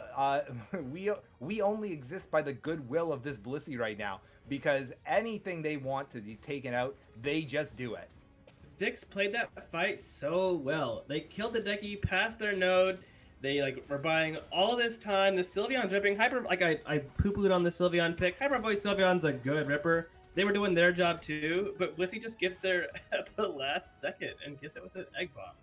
Yeah, no, I'm blown away by how good this Blissey is performing right now. And I don't know if it's a situation of, hey, try that 100 more times and maybe they get it once, or if this Blissey is just absolute fire. The Blissey of dreams, the one that you just pray would show up on your team in ladder, but never does. It's always on the orange team for some reason. That Blissey doing phenomenal work. Yeah, and now they're trying to push this. Oh wait, never mind, hang on. I got stuck for a second. Yeah, Sylveon's down here trying to push against this Blissey, trying to kill a Blissey on node with eggs. Just it feels good to pad your damage stats, but you're also not getting a whole lot accomplished. Absolutely, it's true. The most you can say is, well, hey, at least I kept the Blissey busy. But now you can see Dark Aura, 4 of them making their way down, and that is too aggressive right now to be a Sylveon out there. They're going to be taken down, and how much points get rained in here? It looks like it's going to be a fairly significant overcap. Is that a 41, I believe? Oh my goodness, I think so. Dark Aura needed that right now. 256 exactly. to 140, and you can see that Aleki working its way down towards that base node, which they need to stop it, but with only 12 seconds left, they also don't want to put too many people on it because they don't want to reveal all their positioning. They're also trying to defend that node on the bottom. They know how helpful it is to have that outer node still up going into the Ray fight. However, because they didn't have enough damage right away, you can see a little bit slow on that rotation. Dark Aura, luckily for them, Ikigai not going to even start to fake hit the Rayquaza. They're just going to go ahead, grab position, wait for the actual fight, and we'll have to see. Decky needs to get some damage, and there it is, a very nice little chip onto that. And look at that, rapid spin Blastoise at the same time. Not going to be able to get the kill to secure, but did manage to get Sylveon's ultimate. Their Unite out before this fight started, and now Decky taking out Mr. Mime. Sylveon held ult so long there. Glaceon really just reading around the base, trying to figure out which wall is their favorite. But I think if Sylveon hadn't held ult for so long, you get so much built-in healing. Here comes Ray, the Machamp on the flank. I like where he is. Is he going to use his flank though? Not very sure. I'm not sure. I understand the Machamp flank, and maybe it's going to work out right here. We're going to have to see. But I also think it needs to be where that Blastoise is. You need to find that Blastoise, and you need to be protecting your squishier Mons. There it is. The Blastoise ultimate goes off, and there's the Rapid Spin right on top of a Mime ulting. Unbelievable. As they go ahead, they get 3 kills in the books right there. And now only 2 members left up for Ikigai. Sure, they've got the point lead, but is it going to be enough as they start to rip that Ray down? You can see Decidueye over top of it. They've got 3 Mons getting ready for the secure. And hey, who would it be other than Blissey to get that final hit on the Rayquaza? Champ got robbed. I thought he killed the Espeon. Snorlax is pushing him out, but he gets his ult off. He gets the mission to get in there, and he gets his ult onto it. I thought Machamp got robbed, but props to DA. They picked a great fight and punished a lot of INT's missteps. But look at this. They need to get more points in. Ikigai managed to get another dunk in, and all of a sudden, Dark Aura, despite managing to have an incredible Ray fight, doing, again, a phenomenal job. Oh no, another 70. Ikigai is gonna pull off another win. I think Dark Glaceon Aura. is like DC'd at the same time. They might have just like, oh my gosh, 4v5'd that?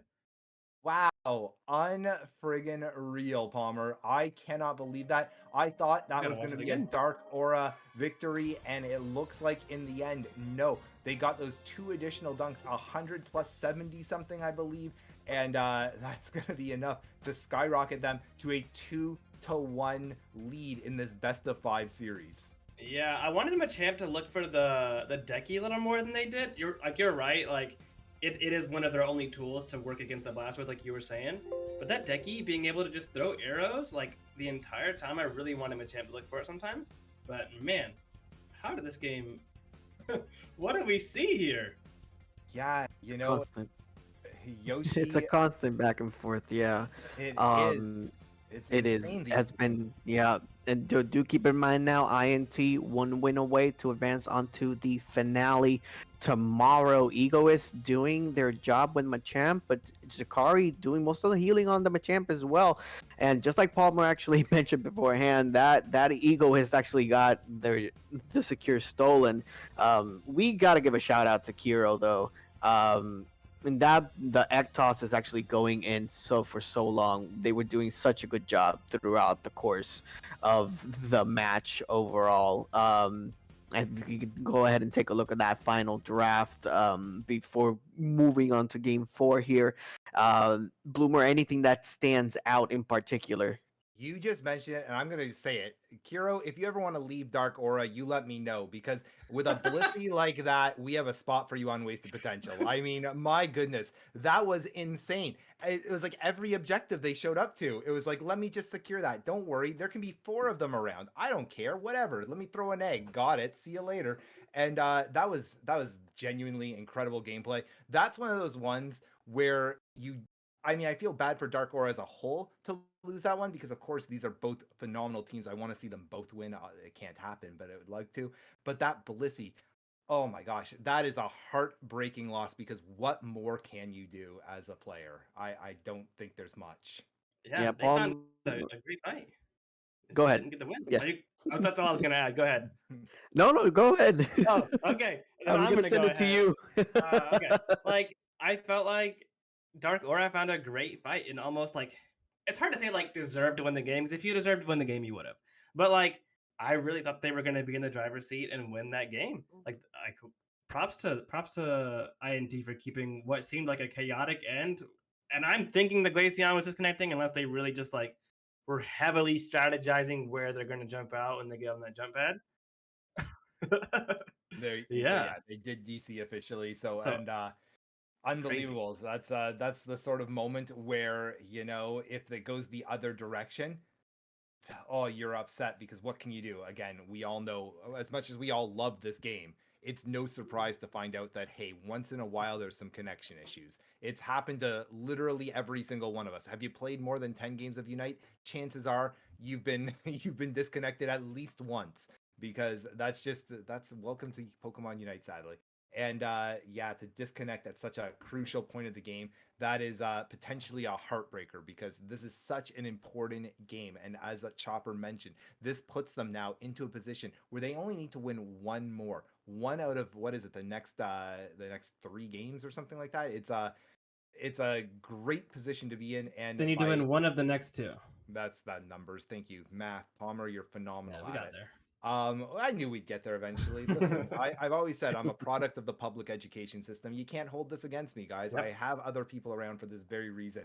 And yeah, no, absolutely, that could have been a heartbreaker. But because of the fact that all's well that ends well, phenomenal gameplay, phenomenal game sense from Ikigai no Tsurugi to know when to get those caps, and they did it.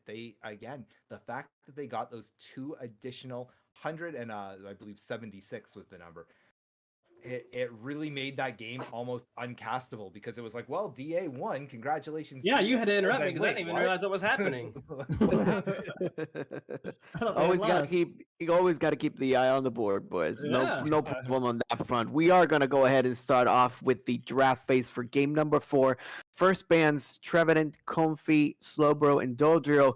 First time we're going to see Urshifu for game number 4, Dark Aura facing elimination. And I actually love that Dark Aura did this. They finally did it. They banned the comfy out. If you're not running it, get rid of it, because right now that comfy has been doing work. Across the board has been doing so much work.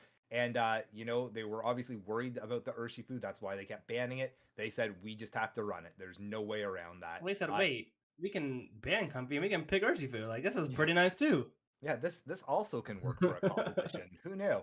Glaceon and Espeon, again, the evolutions, everyone's favorite too, making that first two picks as well for Ikigai no Tsurugi. And again, that kind of shows you right now where Mons are currently balanced in this game, because normally in these pick ban phases, you see typically you lock in your tank and you lock in your support and you build your team around that.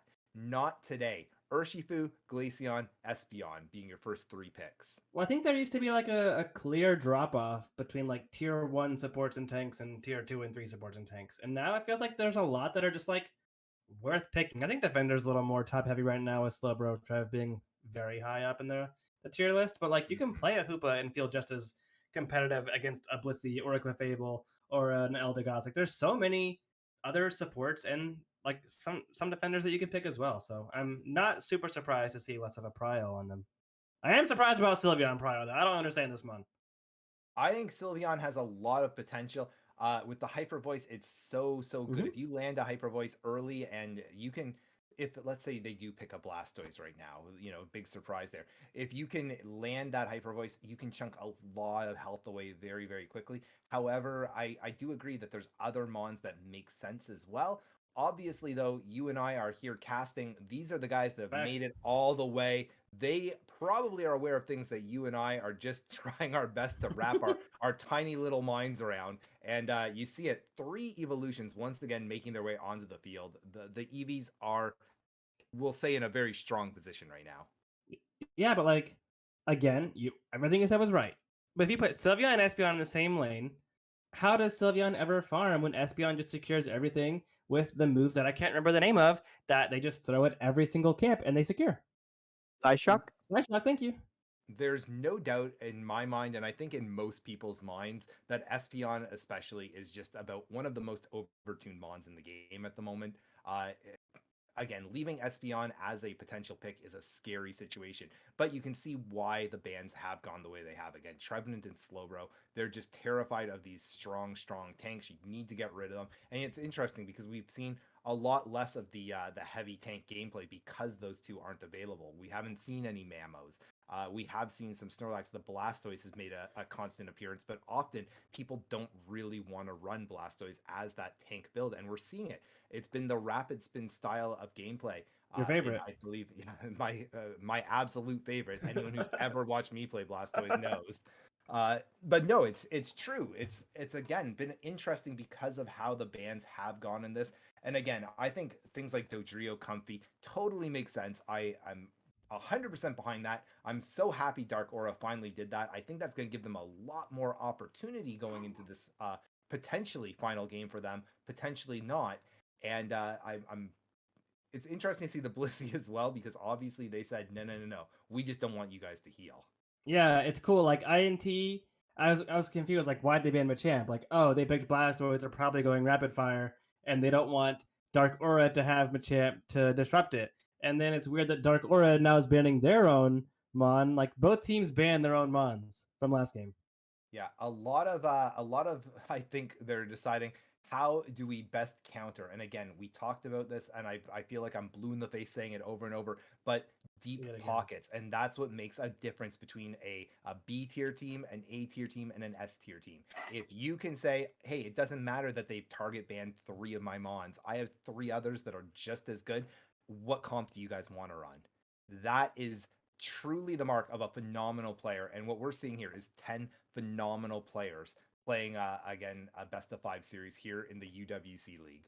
Yeah, I want to see something aggressive as the last pick from DA. Scyther, man, who's our jungler, Scyther or Urshi? I don't know. I wanted something aggressive to pair with the Hoopa up top and some portals and just go in, get chunked, but chunk them and reset and come back at full health. But I'm not sure what they'll send in lane with this. And now I don't know. In a Wigglytuff And with an I was LD as the about to last 2 say, picks. I actually love that pick, Wigglytuff. Something we haven't talked about today, something we haven't seen today. Eldegoss, Wiggly, Espeon Glacie, Blastoise, Ikigai, no Tsurugi. You are wild. You guys are absolutely wild, and I'm here for every moment of it. Yeah, like I think as long as because Sing lowers like defenses and Spadef for like a second ish for the first second of the Sing. So if your SB or your Glacie is ready to just pounce and smack whoever got put to sleep, they're probably gonna die. I feel like we haven't seen a ton of Wiggly, and I hope they make it work. I'm questioning though.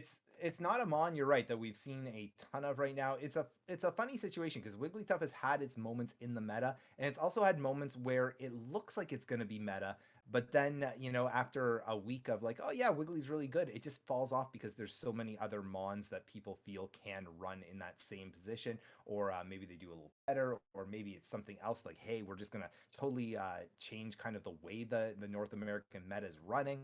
But I think it's a solid mon. It can get in your face. It can CC with Sing, and even quite frankly, I've seen some rollout Wigglytuffs that I wouldn't expect. I never, and 10 out of 10 times I see Wigglytuff, I go, well, it's obviously singing, but then you get a rollout, and it's like, what the heck is going on? I'm being CC'd, I'm being damaged, I can't catch up to it. It's not a bad mon. I think it's solidly a kind of a B tier mon, which maybe isn't what you'd expect to see in this. But with the 6 bands and just trying to get something that works with your team comp, I don't hate this at all. And I think it's really good into melee mons, and DA's got 2 that are pretty aggressive, Urshi and what I assume is going to be a Scyther. Like, the Cute Charm feels really good into melee mons, but, like, yeah, if that's a Dark Urshi, he gets unstoppable at level 5. So, like, hopefully they make this Wigglytuff worth it in their team. I'm sure they know and have practice playing with it, but I hope it's worth it for them. Yeah, I'm curious to see what items they end up running on it as well, because that is going to be something. Energy Amp, Buddy Barrier. Okay, and of course the EXP share, no surprise there. I guess putting some value for sure into the ultimate, that cleanse. And yeah, you know what? I'm not against it. I think it's a really interesting mon selection. And what's great about this as well, just to be honest, is because they are up 1, because it's a best of 5 series. It's not best of 3 where every game is so critical. The truth is they know they've got one in the bank right now. So they can try something out. They can say, hey, I think this is going to work. Let's put it in. And if it doesn't, hey, it sucks. It's not good. You've just shifted the momentum over to DA for round 5, but you're not out. And that's, I think, part of the huge advantage of winning that 3rd round. Yeah, Galadite with the Mega Brain Assault Vest here on the Snorlax. You're against a full Spatak team, and I like to see, like, I wish those items were a little more usable so we could have that kind of interaction more often, but I like to see that them, like, taking big thought into each game. Are their items good for the team they're playing against? The Sylveon, I think we're going to see some Mystical Fire. I'm pretty sure I saw Rapid Fire Scarf in there, so hopefully a Mystical Fire Sylveon today. Yeah, and it looks like it was the Urshi in the end that Dark Aura is going to be running in the jungle. Hoopa babysitting. Yeah, Hoopa there. Not a bad strategy ever, having that EXP share runner hanging out. Again, especially someone like an Urshi, has a slow clear at the beginning. Again, so powerful once it hits level 5. Prior to that, one of the slower jungle clears. So if you have someone like a Hoopa that's willing to gun down, help you out, do some damage, and even there you can see they gave the Hoopa the red buff. It gives that top lane a massive advantage, because again, that red buff managing to slow down everyone they're hitting. That is going to give them opportunity to secure, it's opportunity to get an additional kill. If they do commit a little too far, you don't expect that red buff, you don't necessarily see it right away, hovering underneath the Hoopa. And it also makes sure that, again, Urshi is going to get to lane in an appropriate amount of time, not getting there just as their initial buff that they went for respawns. Yeah, they did end up going Dark Urshi, so that's one less mon that the Wigglytuff's going to be like able to look at consistently because of how frequently they can go unstoppable. Yeah, and it looks like Sing it is. I'm not surprised at all, but there was a small side of me that was hoping we were going to see the rollout. It's not Dark Urshi. Oh, why did I think it was Dark Urshi? Just hope in a dream, maybe. Doesn't it look like it? I'll be honest. Don't they look different? I think they do look a little different. The I don't know. icon is blue instead of the usual red and Okay. black. Because yeah, like he was doing way like more dashes than I thought a Dark Urshi would have. For some No, reason, it's I an thought it Aqua was Dark. Shifu. It's an Aqua Shifu, Definitely, definitely an Aqua. Okay, well, there you go, And- Wiggly. You got another chance to put someone to sleep. And you, there Sorry. we saw the Urshi going into that jungle, looking for the invade, but not gonna have a good time. Gets caught out very, very quickly, sent back to spawn, but now gonna be able to move up to that top lane and see what sort of damage they can do. As you can see, the bees are at the birds in the middle. Sometimes it's the birds, sometimes it's the bees. They're gonna go ahead. That's a different combo. Thank you. Hey, yeah, that's one for the parents to have with their kids. We're gonna go ahead and see most of that going in Dark Aura's favor. Right now, you can see it looks like both teams actually going back into farm phase. Not going to worry about objective yet. They know they've got lots of time to rotate. Hoopa goes ahead, does a quick reset as well, comes back up. There come those birds right now. Urshi should be able to get most of that lockdown pretty fast, and it looks like they do. Didn't see who got that big one in the end, but again, looks like they're going to go ahead, use that Hoopa portal super effectively, make their way down, and now they can do a 5-person push down for that bottom objective. Whatever happens to appear, probably going to be able to do some pressure on that node as well if they manage to get it, and it looks like it's a walk showing on. Yeah, they didn't have the pressure that you would have. Oh, Glaceon ulting nothing left with the Hoopa portal, gets 4 out. They didn't have the pressure you would have thought a Hoopa team would have. Their Scyther backed into the jungle to grab ult, but he is here now, ready for the fight with his ultimate. And huge heads-up awareness by that Hoopa as well. That portal was absolutely perfect. Managed to get the Urshi out of trouble when he was 1 HP. Probably should have been taken out. But again, we talked about how different sports can bring different value to the team. And that's exactly what Hoopa can do. Says, hey, I know it looks like you had a kill. Well, guess what? He's actually full health and is ready to help me rip this objective down. And now it looks like it should be all Dark Aura getting that. And there you have it. Urshi goes ahead, gets the secure on the rock. And are they going to go ahead and start pushing this node? It looks like the answer is yes. There's the ultimate from the Sylveon, and it's just Wigglytuff right now, getting kind of cut out. Just kidding. Snorlax bumps him away, says that's all right. We just want this objective, and now we're going to start our rotation up. Yoshi crushed that first fight. That helped them buy all the space, get all the initial kills to be able to burn down that Baji. So many resets, so many kills. It was a lot of fun to watch. Yeah, and again, we've talked about him in the past. He is a very, very strong player. He's almost as good as we are, Palmer, but we won't call him that. There's our Rapid Spin Blastoise making an appearance, coming up there, trying to get some damage, and look how much again it can do. Buying Blastoise so managed much to hit time. 3 there, and yeah, you're right. Lived that. Buying time and again getting work done as well. I wanted to say pulling back, but then I see nope, he's right in there on that Urshi. Wow, He gets look at 2 more. this And now pad. Snorlax. Oh, managing to get that berry. Thank goodness for that additional speed burst for the Snorlax running after the berry. But there you can see a big 40 dunk coming from the Blastoise. 27 overcap, I believe. And now, once again, a couple of a 2-piece coming in for the Blastoise. That Mon is just doing work. What a powerful, powerful Mon. I wanted to say potentially one of the more underrated, but obviously not underrated because teams are using Blastoise consistently and frequently. Yeah, I still can't believe how much like damage and time they bought for the Glaceon at the very beginning of that fight. Like I thought their ult was gonna be too late, Glaceon's gonna die. Ult wasn't too late, Glaceon gets out, and they And So we like, just saw aggressive Urshi go ahead, pop ult, and guess what? It did nothing. Blastoise says, you think so? I don't. And goes ahead, survives through it, gets the kill still. And now they're still getting the opportunity to try and push this. I don't know if they should. I don't know if they can, because the truth is with Jump Pad and with the Hoopa, it shouldn't go in. But once again, look at that. He just runs in. Snorlax, forced to use ult, is still taken out. Blastoise goes out, and they get it in. Look at that. This is Yes. a huge opportunity. Break that tier 2 node and get 4 kills in the process. Maybe 5. Snorlax Hoopa LD doesn't have the damage to deal. Wait, Snorlax Hoopa is something else. I forgot what I was gonna say. Doesn't have the damage to deal with a Blastoise with an LD to heal it. Like they were never gonna be able to kill it. They needed more people there. Absolutely wild, and Dark Aura needs to start doing something. They need to recognize we're behind right now and this game is important. We need to, and exactly what they're doing right now, play by tiers, play by nodes. Don't get caught out alone right now. You need to just catch up and farm before you get into the fight, because right now every time you go ahead and get caught out, you are going to die. And you can see this might be trouble once again for that Sylveon.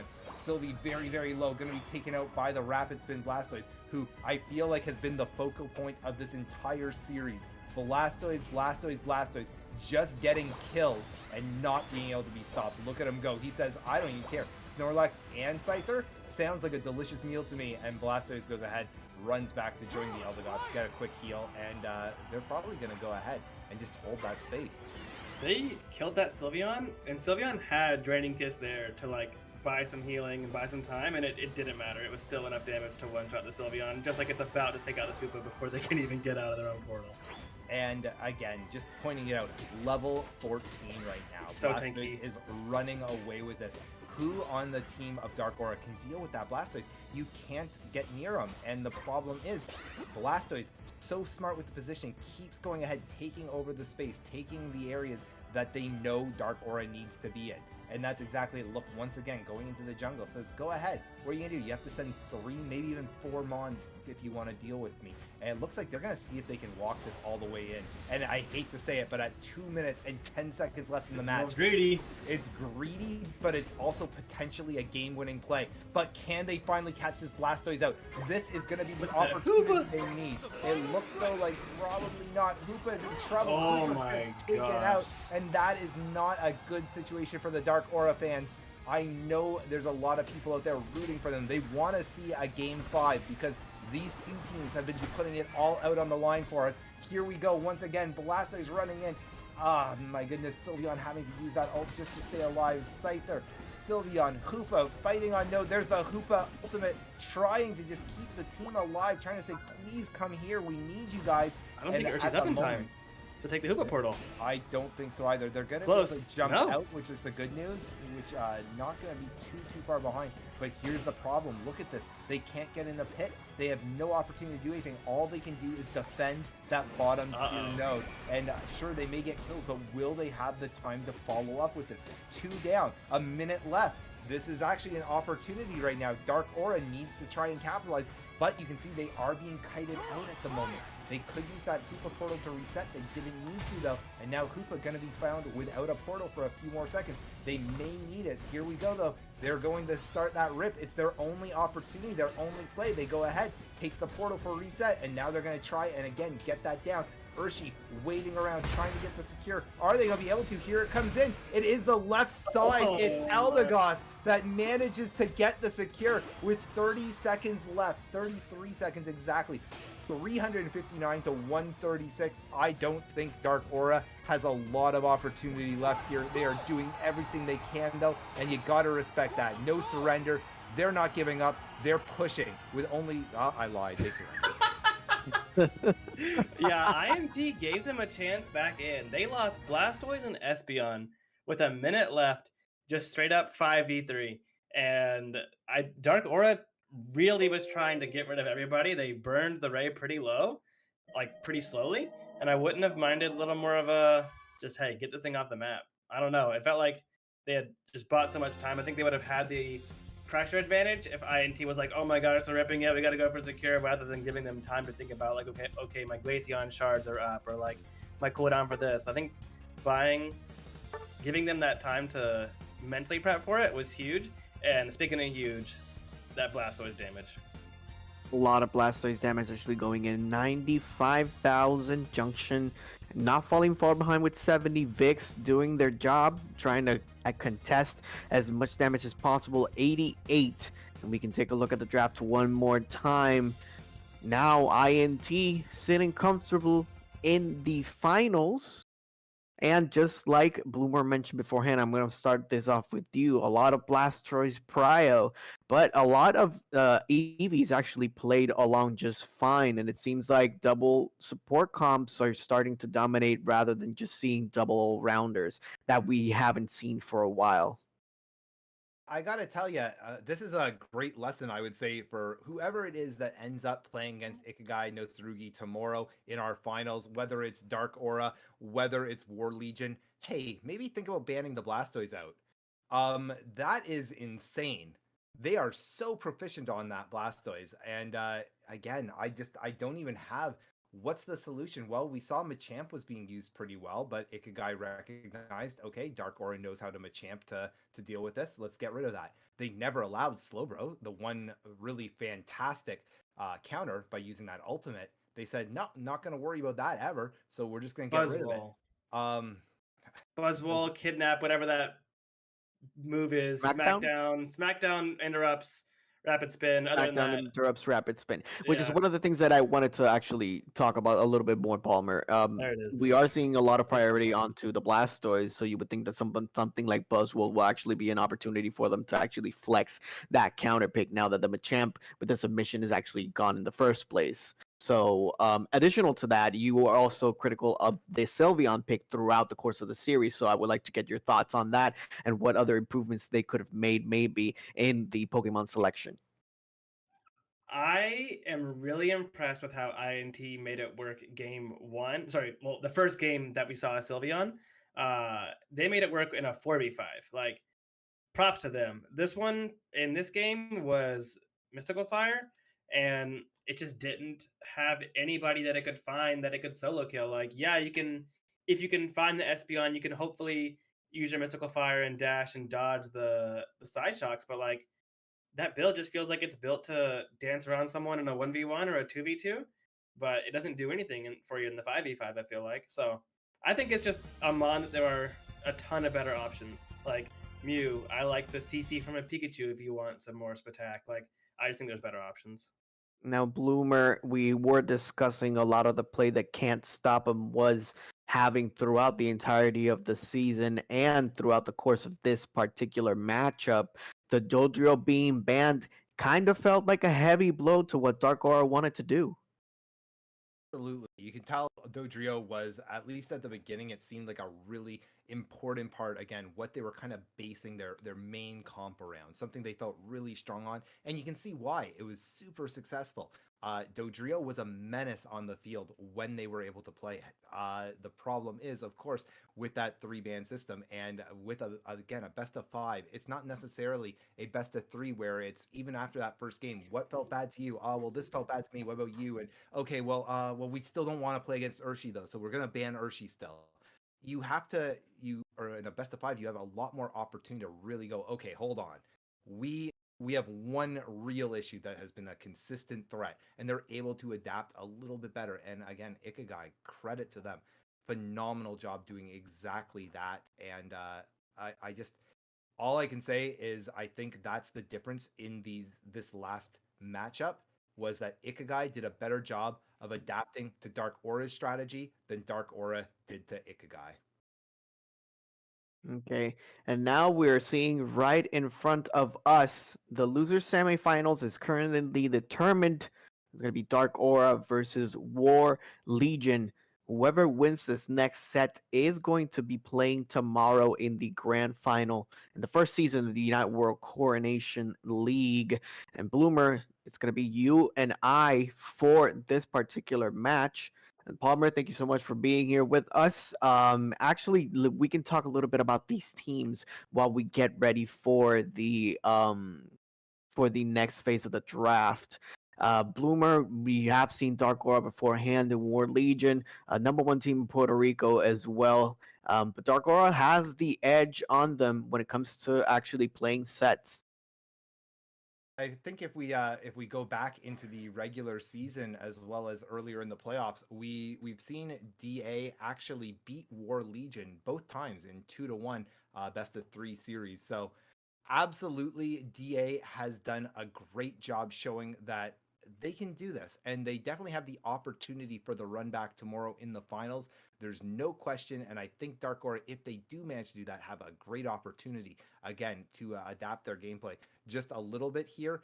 However, War Legion, I don't want to count them out for even half a second. That is a strong team. I've had the opportunity to play against them, and I gotta tell you, they sometimes feel like they have 6 or even 7 mons on the field. It's unbelievable. It's insane. They're not even running a Greninja with with that extra whatever, a double team move, and it feels like they constantly just have these extra people, because everywhere you go there's 3 of them, and you go, well, okay, there's 3 of them up top, so push bot. Then your team's pushing bot, and there's 3 of them, and you go, wait, hold on a second, that's not right. So I would definitely say, even though in the past Dark Aura has had the slight edge, I can't guarantee it tonight. Best of 5 again changes things a little bit, and I hate to say it, but Dark Aura is going to be tired.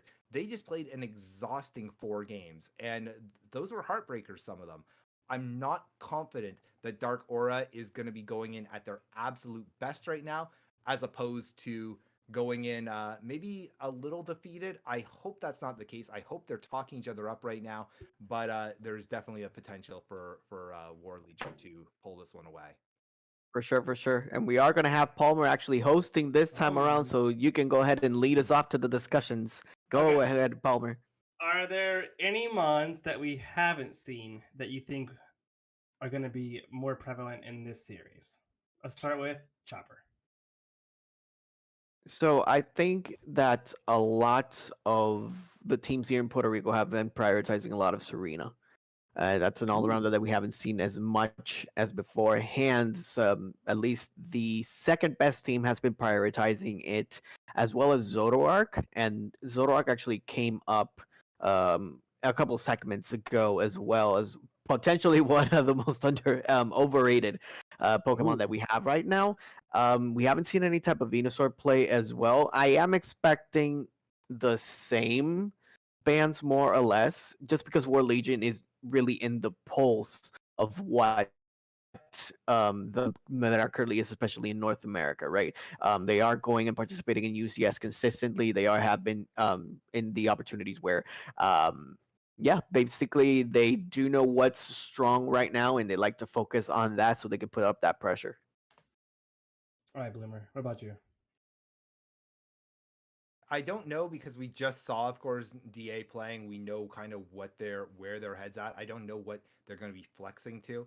I I can't believe we haven't seen any Delphox today. So I'm gonna say Delphox out loud.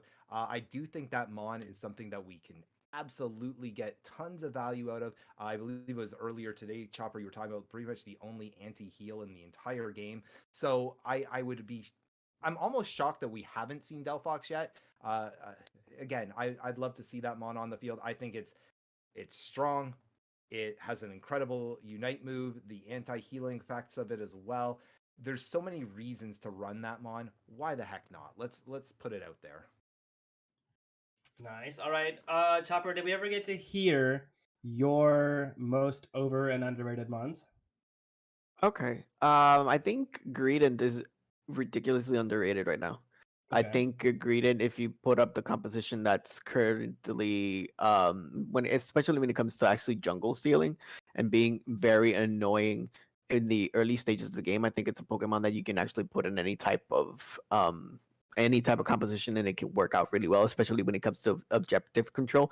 And I'm a really big fan of whatever poke and rip comps are still available. So I give a lot of priority to the Decidueye, for example, Duraludon, and things like that. I think Greedent actually fits in really, really well, and it's a Pokemon that not many people use because they just don't like to use them.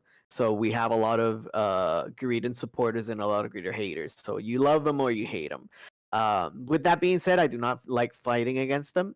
Um, at least for overrated right now, it's a very interesting question.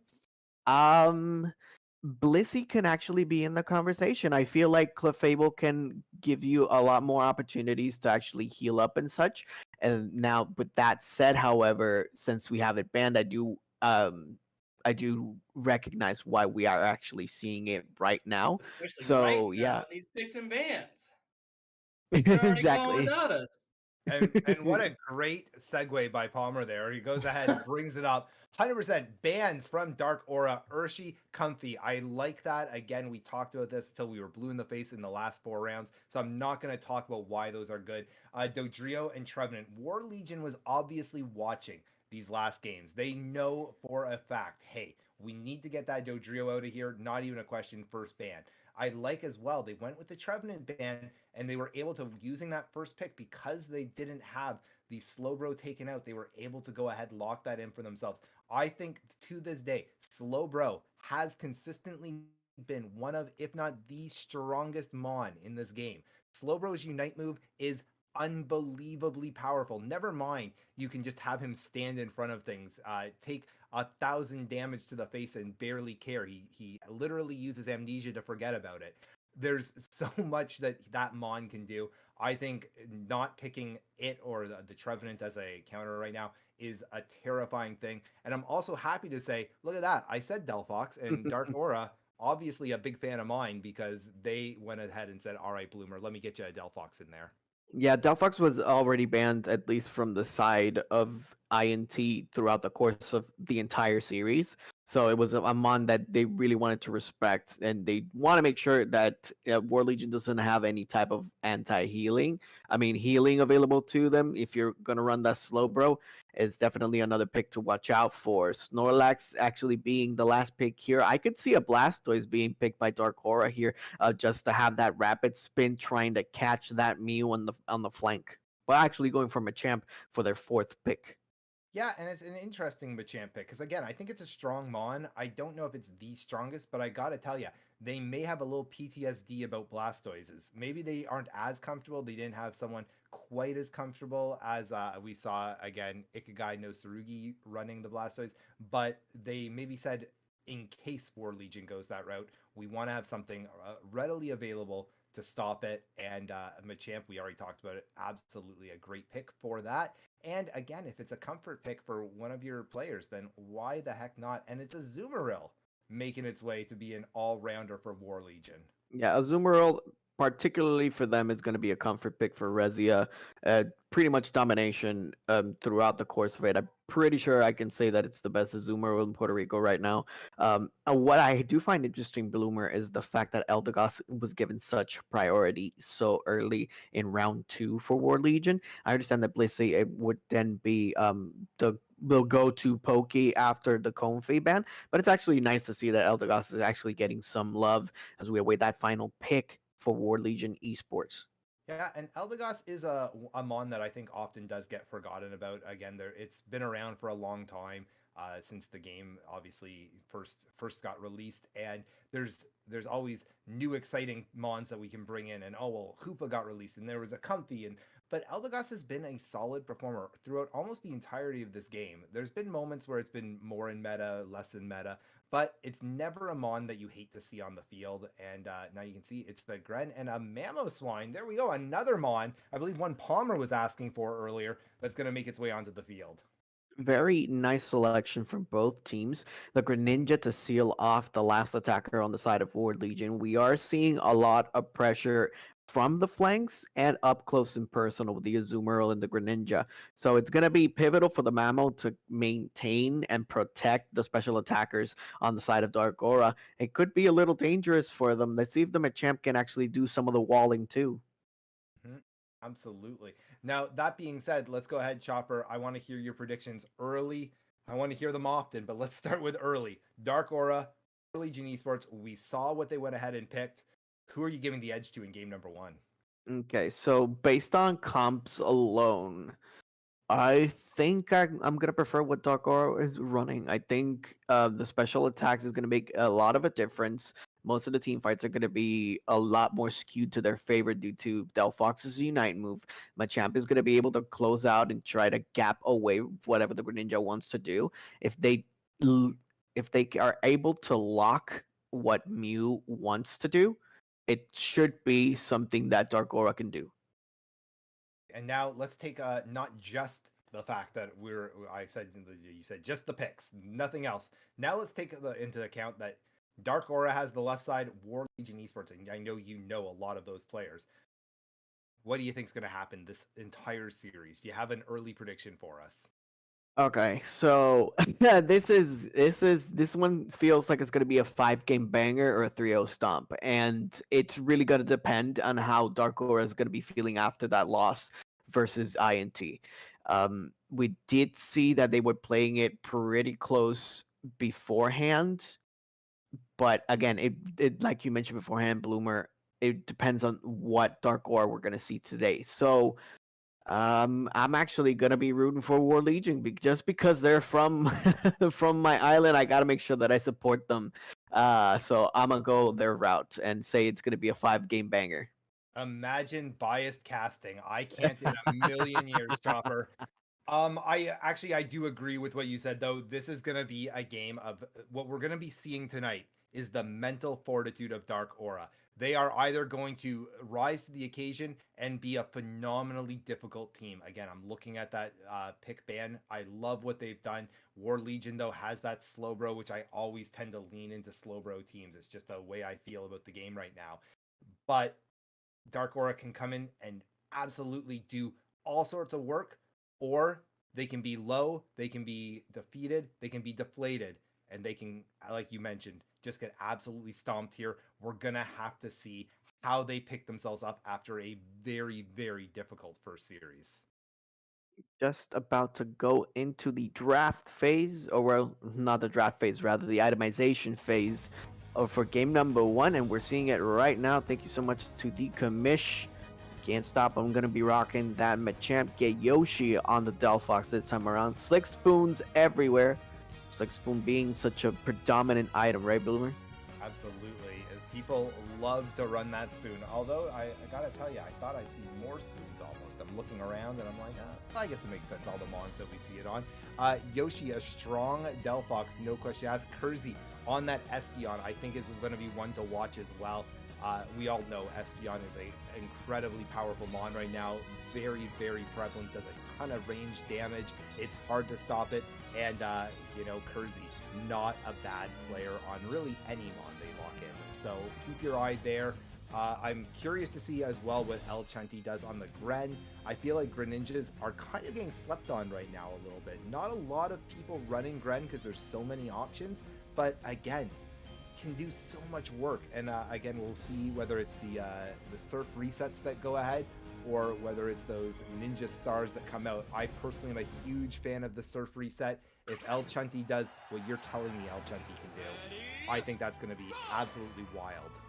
Yeah, what's interesting from the composition that we actually got out from War Legion is that it feels like a lot of them just went for full comfort. A lot of them are using mons that they are currently signatures for GT, mostly known for the Gardevoir, but also using special attackers all around. Shunti is definitely a signature Greninja. Roy McBeef also known actually to rock the Gossifleur. Now we are seeing them hold hands at the beginning right just to help the Froakie get those level ups. The first goals actually pertaining for Dark Aura, however, Chansey trying to secure as much rabbits as possible. And I'm curious to see now, because they did go ahead and give that Gossifleur, or the Eldegoss, the red buff. Normally, I'm more of a believer of doing that and dropping that red buff for a situation where your jungler needs the help on the clear to get there in time. And this is exactly why. It didn't do enough. The Eldegoss now gets taken out, and as you saw, again, just all you've done is give them a red buff now. I personally would have let Gren clear that jungle by himself. I guess you're scared of the invade, but again, these guys are definitely stronger players than myself, so who am I to judge? And that's a huge kill. We talked about it. Espeon goes ahead and lays that into the slow bro from a distance.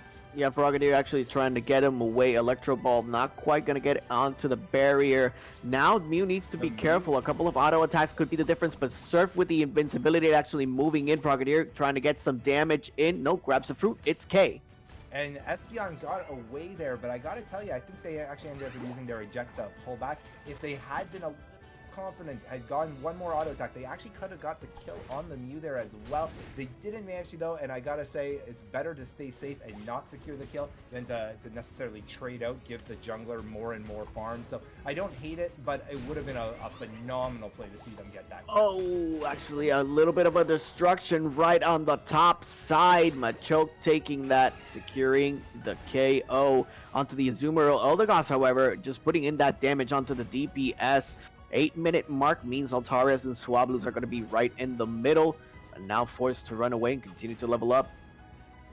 Yeah, and it looks like Gren may get caught out here, and absolutely does get caught out. Delphox getting that final hit, but Machoke was there, hoping to get it, and now might get taken out by the, by that Eldegoss. No, it's Mew that shows up, says, hey, I'm here for my team. You may have forgot, but we're also in a Discord call, letting us know where you're going off to hide, where you're running to, and despite that attempt at kiting that out, not going to be able to get away.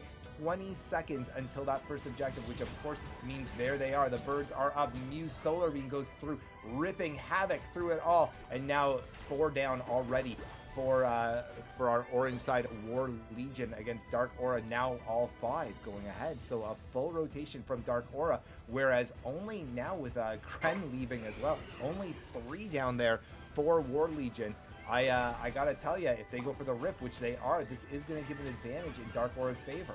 Not quite contested, and just using the Unite move from Delphox to zone them out. Fireworks coming in one more time, and it's managed to be secured by, you guessed it, it's another Blissey with the secure. Rezia trying to go in the middle of everybody is not going to work out. War Legion is falling one by one, and they are trying to get the secures on the scores, and now Chunti trying to get everybody. Does not get the reset onto the Surf.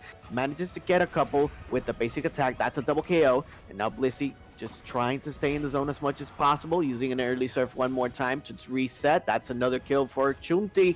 Now Machamp forced to run away, getting some more damage in. Unfortunately, barely misses that last Surf and gets punished for it. And Machamp used the ult really effectively there, got a kill, managed to get out, as you mentioned.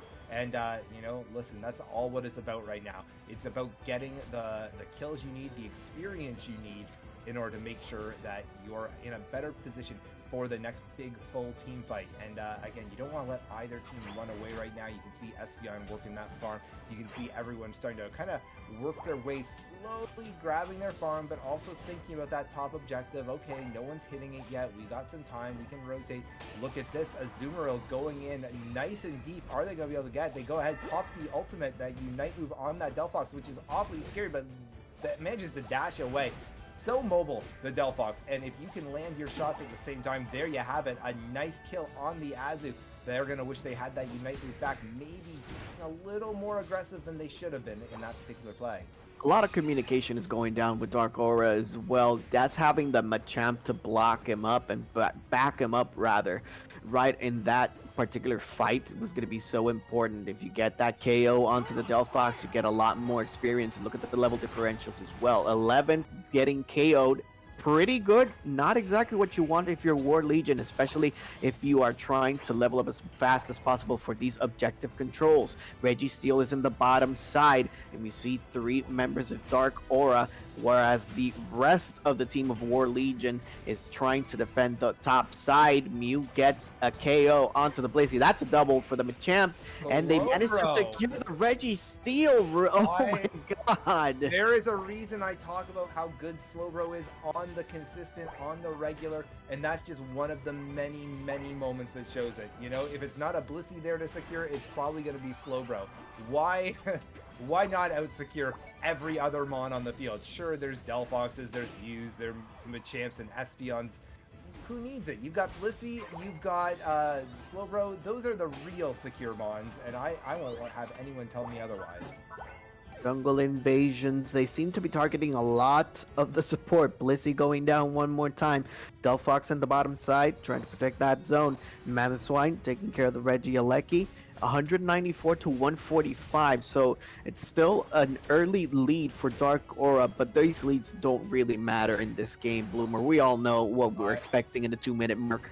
I always say up until the 2-minute mark, this game is a lot like whose line is it anyways. The points just don't matter, because we've seen it so many times in our own games, in these games.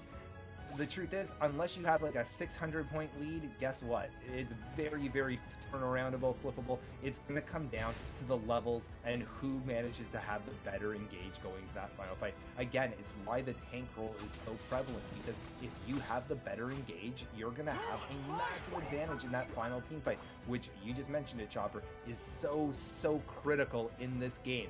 So, Slowbro, Mamo, who's going to be able to pull this off? And that's, again, why I think, for myself, I tend to prioritize those picks, the Slowbro, things like that, because I think it's just such an extremely important part of the end game, which we already said it until we're blue in the face, and that is that the end game is what's going to make all the difference here. You can win the first 8 minutes. If you get early pick, though, and then a Slowbro manages to unite and grab a second pick, well, guess what? The game is almost over. And look at the back cap. A massive back cap. 3 of War Legion going to go ahead, start throwing points in, and all of a sudden, look at that. They're up by 1, 260, 259. Left side, though, Dark Aura managing to get that bottom objective. So that's going to give them a little bit of an advantage coming into this fight. But there's an early... It's a perfect time though, and do they get? No, it's Machamp manages to get the pick on this little Delphox, getting the pick on the Greninja, and yeah, it's a close battle, 1 point difference. That's the one problem is that Dark Aura doesn't realize that they're behind. But if they manage to knock out that many players, and they did 4 down, just Eldegoss and a prayer left, they're going to start worrying about that Rayquaza rip going down. It's low, but they need to stop this Eldy from managing to do something absolutely miraculous. Oh He my does God. it! He does it! The Eldy manages to use that knock-up so well and drops 1 auto attack to get the secure. That is heartbreaking, and this is terrible for Dark Aura because not only do they need the points right now, they may be able to do something. They need the points. But on top of that, after we've already discussed a very difficult last series, losing this first one could knock them down a peg or two, and they deserved so much of this game up until that moment. An incredible play by the Eldegoss to potentially give War Legion this win, but with 1 minute, it's still a close battle. The auto attack from the heavens, Eldegoss securing the Rayquaza fight, and now trying to push in. 50 seconds left. They are losing by 1 point, but look at the Eldegoss on the top side. Everybody else is trying to defend. We see Rezi actually going for 47. That's a back cap by the Eldegoss just to seal the victory. That's 100 points for World Legion. They know they need to push now, and we are seeing everybody from Dark Aura trying to go in. United Move coming in by the Delphox to see if they can do anything. If they could actually score 100 and actually overdunk it just in time, they could be able to do it. That's 12 points onto the Blissey. 20 seconds left still. Mammoth Swine, but War Legion managing to defend. Everybody else is getting taken down slowly but surely. Machamp doing whatever they can. Unite Move being used by everybody. 5 seconds left on the board. That's War Legion with the first game. That is an absolute heartbreaker. And Dark Aura did everything they could at the end there. They dropped the Unite move. I think the Delphox Unite move was brilliant. It was exactly what they needed to do. They just needed to get 2 caps in there somehow. Like you said, get a nice little overcap in there. They get themselves back in the lead. That is genuinely heartbreaking for all our Dark Aura fans out there. They did such a good job, but no different than we saw, I believe, in the first game of the last series. Despite winning 8 minutes of the game, those last 2 minutes, that Rayquaza flip, and again, Roy McBeef, hats off, my friend. That was an incredibly well-timed, patient play that absolutely won their team the game. That makes absolutely no sense why that auto attack actually hit where it hit. And there were 3 members on the side of Dark Aura that were just standing there menacingly. And that's the problem, especially if you're going to run special attack compositions as well, Bloomer. If you don't have a strong attacker when it comes to actually hitting enough damage with DPS, it's made these types of situations could rise up, unfortunately, for them. But again, Dark Aura contested and the composure that they need, and just to recapitalize and move ahead into the second game. Palmer, what do you got to say? That for it to be a 1-point score for so long, like so patient, Roy McBeef on his back cap to put in the 100. I couldn't believe how long it was still a 1-point score. I don't know how they managed to pull it off with a single auto attack, but they did it. Props to them. That was nuts. Tons of new mons here that we hadn't seen in the previous series. Which new mon stands out to you that we saw this game? Bloomer first. Well, I think the obvious answer has to be Eldegoss, right? Like, I mean, like, that was, again, we already said it. I don't want to harp too much on it, but Roy McBeef, MVP, he gets it. If you're talking about the player of that particular round, how do you argue anyone else? Consistent gameplay throughout, but then that final play, again, first off, for the actual Ray steal. Perfect timing. You couldn't have done that better. Ask me to do that. Give me 100 games. I may get it.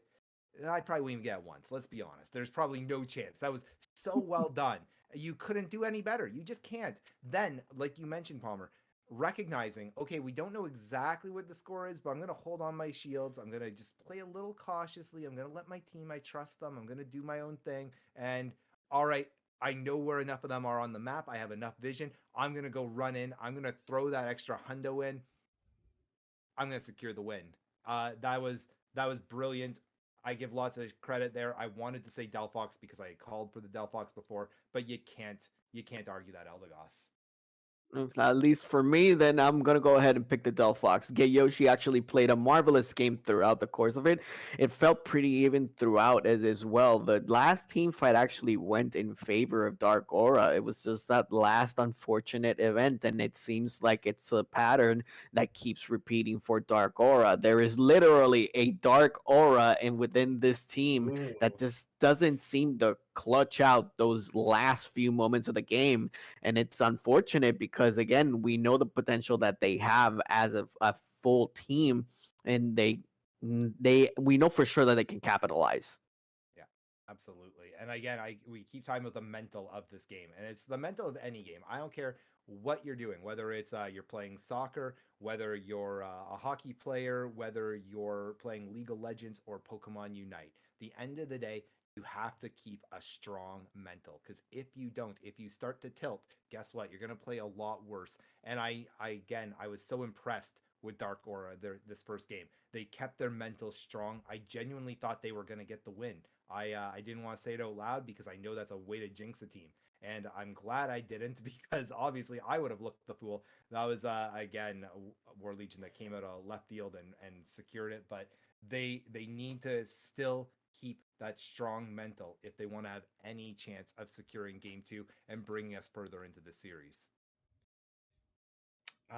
Perfectly done. Let's see. Do you think that there will be any mons or any players that get? Oh my gosh, I was gonna say they get target banned. We've already got halfway through our picks and bans done. All right, y'all take it away. Okay, Love I'll it. start us off. Let's for go it. ahead with bands Trevenant and Comfey.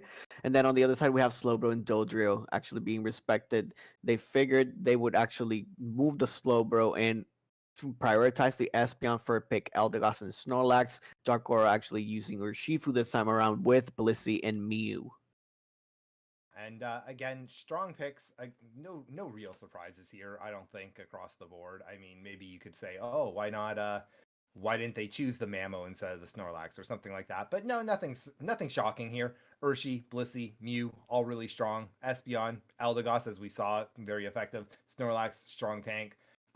Bans, no surprises. Slowbro, Trevenant, I think right now in the current state of the game is going to be a pretty consistent ban, at least with this particular format.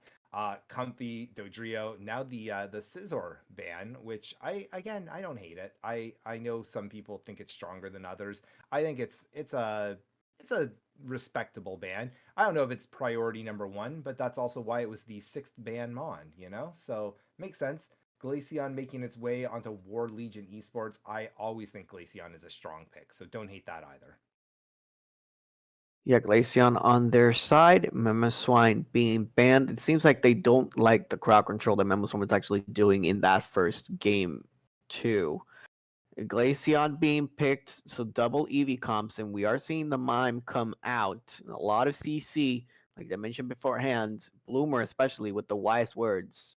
CC is actually very good in this game, and let's see what type of frontline we are actually going to have with the Decidueye right on the outside, trying to snipe fools with the Spirit Shackle. Yeah, and again, I love me some good Decidueye gameplay. What's so interesting is that using Decidueye for poke, you can use it as the engage if you manage to poke 2 or 3 of them down, especially if they're the squishier mons. That's great. The one thing, of course, is if Eldegoss is dropping those heals left, right, and center, it can nullify a lot of that poke damage. Azumarill, not a shock probably for you there, Chopper, to see Azumarill once again being picked by War Legion. No, there are other picks that maybe Rezia can go for, but it seems like they're going full on comfort, and they felt like the Azumarill was actually doing a really good job in the 1v1 scenarios. It's just that Dark Aura actually, I think, had better shot calling throughout the course of the first game. I think they had better opportunities to actually call out whenever somebody was in danger. Just an example that I was thinking of, Get Yoshi actually trying to go 1v1 with Rezia, and then we see the assistance from the Machamp and not managing to get that KO onto the Delphox in the first place. It's something that they were actually watching out for, and again, Azumarill is one of those Pokemon that if you get them going at the early game, it seems to be unstoppable just because you're going to have that level differential in your favor. And as we go into the itemization process between these teams, and we are seeing some floodstones. I love me some floatstone. Nothing like seeing Pokemon zoom around. You know what I mean? Like that's just a great time. Doesn't look like quite as many as we were originally hoping, but that's all right. Hey, I understand it too because I also only run floatstone on one, maybe two very rare mons. But I don't hate it. I'm gonna say, yeah, you're right about what you said about Azu. If they can take off early, they are a winning, let's win even harder mon. So many all-rounders take that kind of role. Same with Urshi. Honestly, there's a lot of mons here that could run away. I'd love to see Get Yoshi on Decidueye start to really pop off. The problem, of course, when you're a squishy mon is that if you do get that early level advantage and then at that 2:33 minute mark, even if they use an ultimate or a unite move to destroy you, take you out of that fight, it can not only kind of throw you through a bit of a loop, but it can also give a lot of catch-up experience. So there's definitely the opportunity to run away there, but not as much as with the all-rounders where you can really get in people's faces, and especially if you have something like a Blissey supporting you behind, you're just laughing. Early and often is what the kills they're looking for.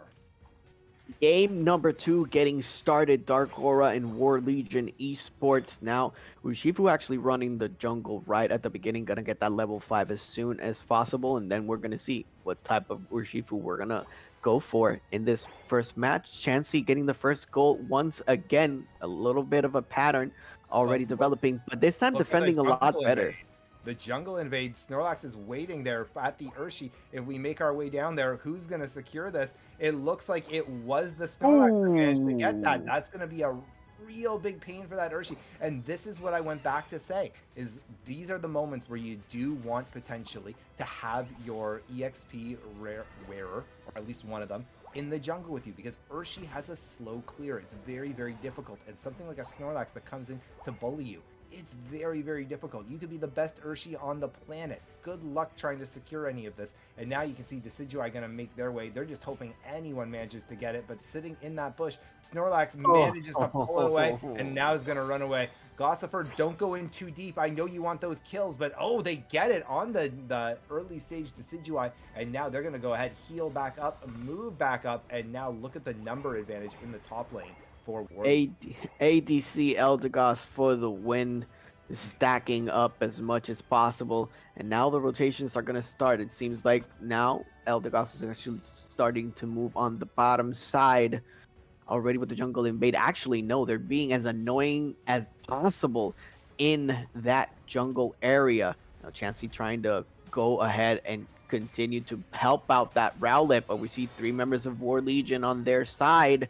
Seems like Chansey is about to go down and gets KO'd by the Eldegoss one more time. 8-minute mark means Altaris and Swablu's in the middle. And this is a genuine concern for Dark Aura right now. They absolutely are not out of this. I don't want to, for a second, sound like I'm doubting the incredible players on Dark Aura. But the problem is, we already talked about it, the mental is a very real and difficult part of this. And you can see they're getting a little bit bullied right now.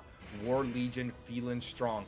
They are now pushing their advantage very, very well. Again, War Legion's a strong team. Dark Aura is tired. They've been playing so much. And when you lose, it can be tough to bounce back. And especially, I know some of the members of Dark Aura, they're young guys. It can be difficult on the mental if you don't have a ton of necessary playoff experience. So we see that all the time. And another big kill. That's the Espeon taking down Mew. A sniping between everybody. That's a side beam if I've ever seen one. Dark Aura forced to be pushed back. 7-minute mark. We're seeing the rotations of 5 members of War Legion actually starting to go in. Reggie Steele going to be in. However, Sideshock's going to be taking down the Mr. Mime, but secured by Dark Aura, which is exactly what they need. They're forced to run away. Beautiful snipe by Get Yoshi. Now Rezia trying to go in and get that smack down on the candy butts of everybody in the Dark Aura side. They do manage to get that Reggie Steele, and that extra experience is going to be super important in the long run. It was super important, but you were kind of hinting at the rotation starting, and it was a little bit late on War Legion, but it's almost like they decided, hey, I know it's a steal, but I'd rather we get our farm, we get our level first, then we'll go and engage the fight. They're already going to be weak and tired, And that's exactly what happened. Despite Dark Aura managing to get the objective, the actual fight gets pushed and bullied more or less by War Legion. They're doing a great job. Now they just need to get out without losing anyone, though, because if you do lose anyone, there goes that huge XP lead you just kind of got from those kills on your side. And they do a great job of getting out of there. I give them a lot of credit because there was a lot of potential there for one or two of them to go down. They didn't. They managed to play their position really, really well, gave up the space when they needed to, and now you can see it looks like most players going to be starting to rotate to that Aleki. Down on the bottom, we've got a 1v1 taking place right over top of War Legion's node. It's Belissi and Snorlax, one of the longest fights you'll ever find in Unite. Mew starting to make their way up to the top as well to give Dark Aura at least an even number, but with Snorlax making its way up now, they may have to give this objective up as well and just defend it. Let's see, Yoshi actually secures it with the Reggie. He actually gonna get that super snipe with the Spirit Shackle. Yoshi trying to put everybody from Dark Aura in his shoulders and trying to do as much damage as possible, but it isn't gonna be enough to actually defend this upper zone. You do see the Snorlax actually taken down, DPS, and now Azumarill going down one more time. The snipes again coming out. Yoshi, probably a Decidueye, one of the best in North America. Yeah, Yoshi doing a great job of keeping his team in this right there. A matter of fact, he gave his team a great opportunity because War Legion had to split. They didn't want to let that in. So some people pushed to try and keep the zone. Some people went back to defend against the Aleki push. And that gave Yoshi, again, and the rest of his team, Dark Aura, the opportunity to actually start getting some kills. And that's exactly, like you said, Chopper, what they need right now. They're getting damage. There's the ultimates both from Decidueye as well as Snorlax. Looks like there goes the oh my gosh, Urshifu as well. I had to think for a moment. But in the end, can you believe it? It's again an Espeon pulling off the secure. They get the Regice. They also look like they're pushing the numbers, the center birds, and then they're gonna again get onto their own farm, potentially start defending their nodes, make sure that Dark Aura can't do anything to start closing this gap. Yeah, Urshifu was actually forced to use the Unite move early. That's why we saw that last punch not quite being able to capitalize and secure that objective on the bottom side. 20 seconds left on the board for the Regieleki on top. It's going to be for both teams. And Unite move coming out by Mr. Mime. It's showtime, but now Espeon actually going for it all with that Unite move, trying to separate as much as possible. Look at Yoshi with the snipes with the Spirit Shackle. Such a good job. Now Chansey actually getting on the board as well, getting them for the Regieleki, trying to get some more taps in. They do manage to secure that zone. And I'm in the zone, but I also need to give the space, and it doesn't matter. Decidueye can aim from so far away, no different than, say, the Mew with Solar Beam, and that's something that Dark Aura has plenty of right now. Range for days. It doesn't matter how far away you thought you were. Turns out I can shoot that far and a little further. Better luck next time. And again, you're seeing all these kills, all these great secures coming in from Dark Aura, keeping them in this game. 2 minutes, 22 seconds left. Score 191, 131. This is, hey, believe it or not, going to come down to Ray. 15 seconds left on the board. Rezi is still going to go on to the rotations. It's a 4v5. Azumarill actually trying to roll upwards. But what's important is that Yoshi actually got level 13 with the Decidueye as well. Now, when you get level 13 with the Decidueye, you get more attack speed, but also the health regeneration starts stacking up a lot more. So it's going to be super important for you to have that damage in. Solar Beam coming in for the Azumarill. They actually managed to isolate Urshifu in the background. Oh, a lot of damage onto that charged attack. It's showtime! Going into the Glaceon, forced to use the eject button. They're probably going to secure this onto the Azumarill. No, they actually get taken down! They take down the Mime. Unite move coming in by Yoshi, but it hits almost nobody as Espeon goes down. Spirit Shackle's coming in one more time. Let's see if Urshifu can actually knock them out. And the slivers of health as well by both teams almost securing. This is a 3v3 right now. Now Blissey going down, and we are going for the Eldegoss and Glaceon one more time. Mr. Mime already respawned, but the Glaceon doing all the job that they possibly can. Let's see if they can rip this, if they're going to go for it. No, it actually gets secured by Dark Aura. Can they move forward onto the zones? Who has the shields? Who is They- going to be able to protect? They had the time, but do they have the Mons up and available? As you can see, only down by 60. They really just need to get one dunk and then maybe a little bit of defense going on. But you can see it doesn't look like anyone was able to actually capitalize. Now, by getting that secure, they kept their team in it. Here it is. The Urshi goes for it, but no health available, no shields available. And that's going to be a real big issue for Dark Aura going into the last 20 seconds. 60 points behind. War Legion is in a great position to run away with game 2 right now, but they need to be smart. There's the Mime trying to get in any sort of points. Do they even get anything? No, they do not. And even if they did, it wouldn't have been enough. War Legion may have gotten it unless this happens right now. Oh my God. It's not going to. That's War Legion going up 2-0 in this series. And oh my gosh, that was absolutely wild. Again, an incredible secure by Dark Aura. They almost had it, but again, the problem being they just weren't enough of them left up and in enough health to actually go ahead and capitalize on this. I guess I was wrong when I said it was coming down to Ray. Well, yes and no, right? Because Yoshi actually secured it for their team. It's just that the defense that was played around said Rayquaza at the time by War Legion was actually good enough for everybody else to actually not have the shields.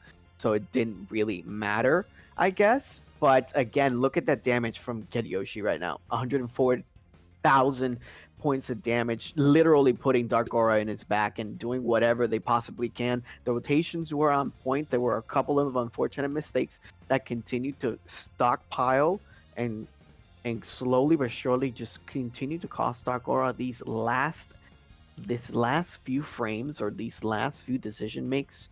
It's honestly, it feels like plot armor. Honestly, it's I don't know how to explain it. And I gotta tell you, I don't think it's over. I still believe in Dark Aura. They are right in every game. Every game they've lost, none of them have been blowouts. It's not like, oh man, why did these two teams face each other? They're so close. Dark Aura, just like you said, needs to make one or two tiny little tweaks, tiny little adjustments, and all of a sudden, that last game goes the other way. The game before goes the other way. Suddenly it's a 2-0 Dark Aura over War Legion. I'm not counting them out yet. I still think we're going to go. I don't think this is the last game we're casting tonight, Chopper. Let's see what's going to happen. The draft for game number 3 is just about to go underway. And if I'm War Legion, I'm banning that Decidueye. Yeah, it's definitely an option for sure. We obviously saw how strong Yoshi was on it. But I still think when you see that Trevenant gang banned, you know you're not going to get first pick. You've got to ban the Slowbro out. It's definitely got to go for it. I'm expecting probably Slowbro, Comfey, and then first pick Urshifu. It could be a combination that they can go for here, or trying to ban out. No, actually go for Dodrio. Okay, yeah, they're respecting Can't Stop Him, which is completely understandable. I wouldn't mind the Decidueye. No, this is Dark Aura. The thing is that I feel like the Decidueye pick for to take it away from Dark Aura would actually be more like a moral blow rather than anything else, in my opinion.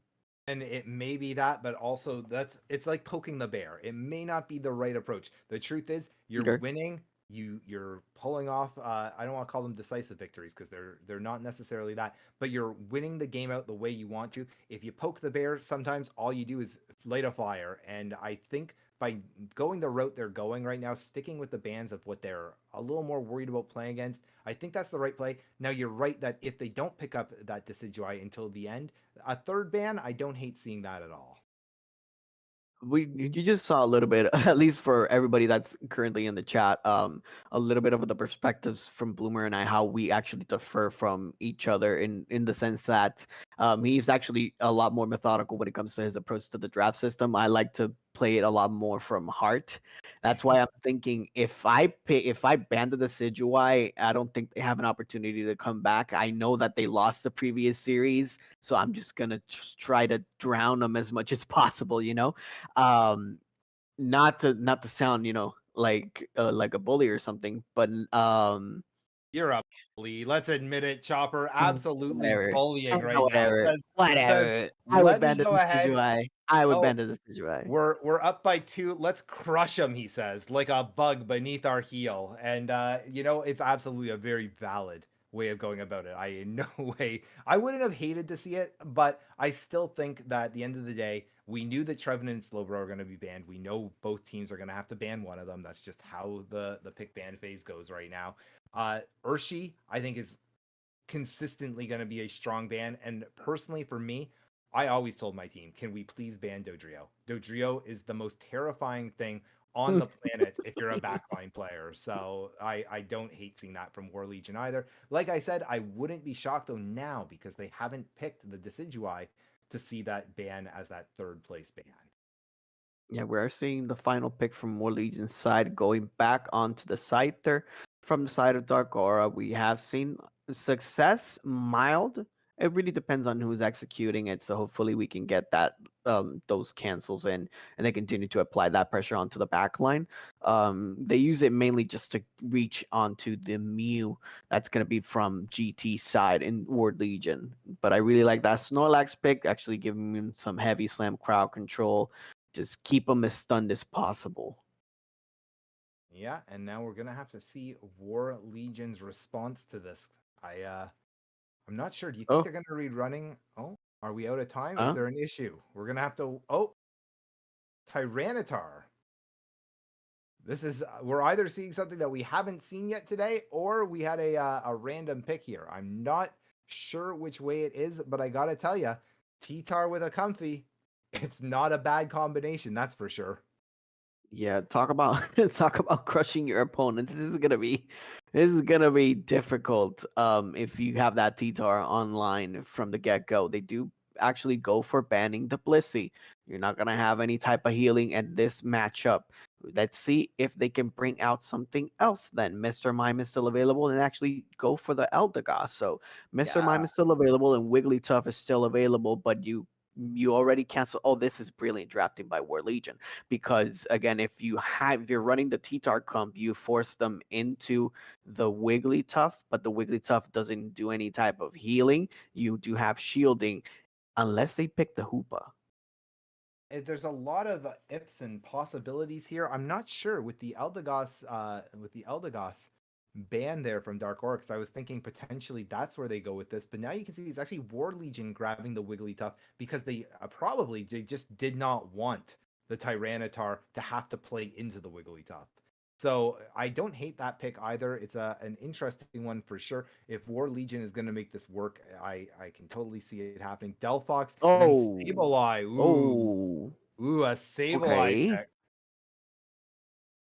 That's okay. again, it's a mon that I hate seeing on the field against me, and I love seeing it on my team. Sableye is one of those mons that when it's played effectively, it is. We talk about, you said Greedent is an underrated mon just because you think about all the things it can do. Mhm. Sableye, think of all the frustrations and annoyances a good Sableye can do. And Lucario, look at that. Haven't seen any Lucarios today, and Okay. I'm here for it. War Legion Esports saying, hey, remember season 1 through 7? Let's bring the Lucario back. Lucario seems some play in these next few sets, so that's another Mon on the board for the Unite World Coronation League.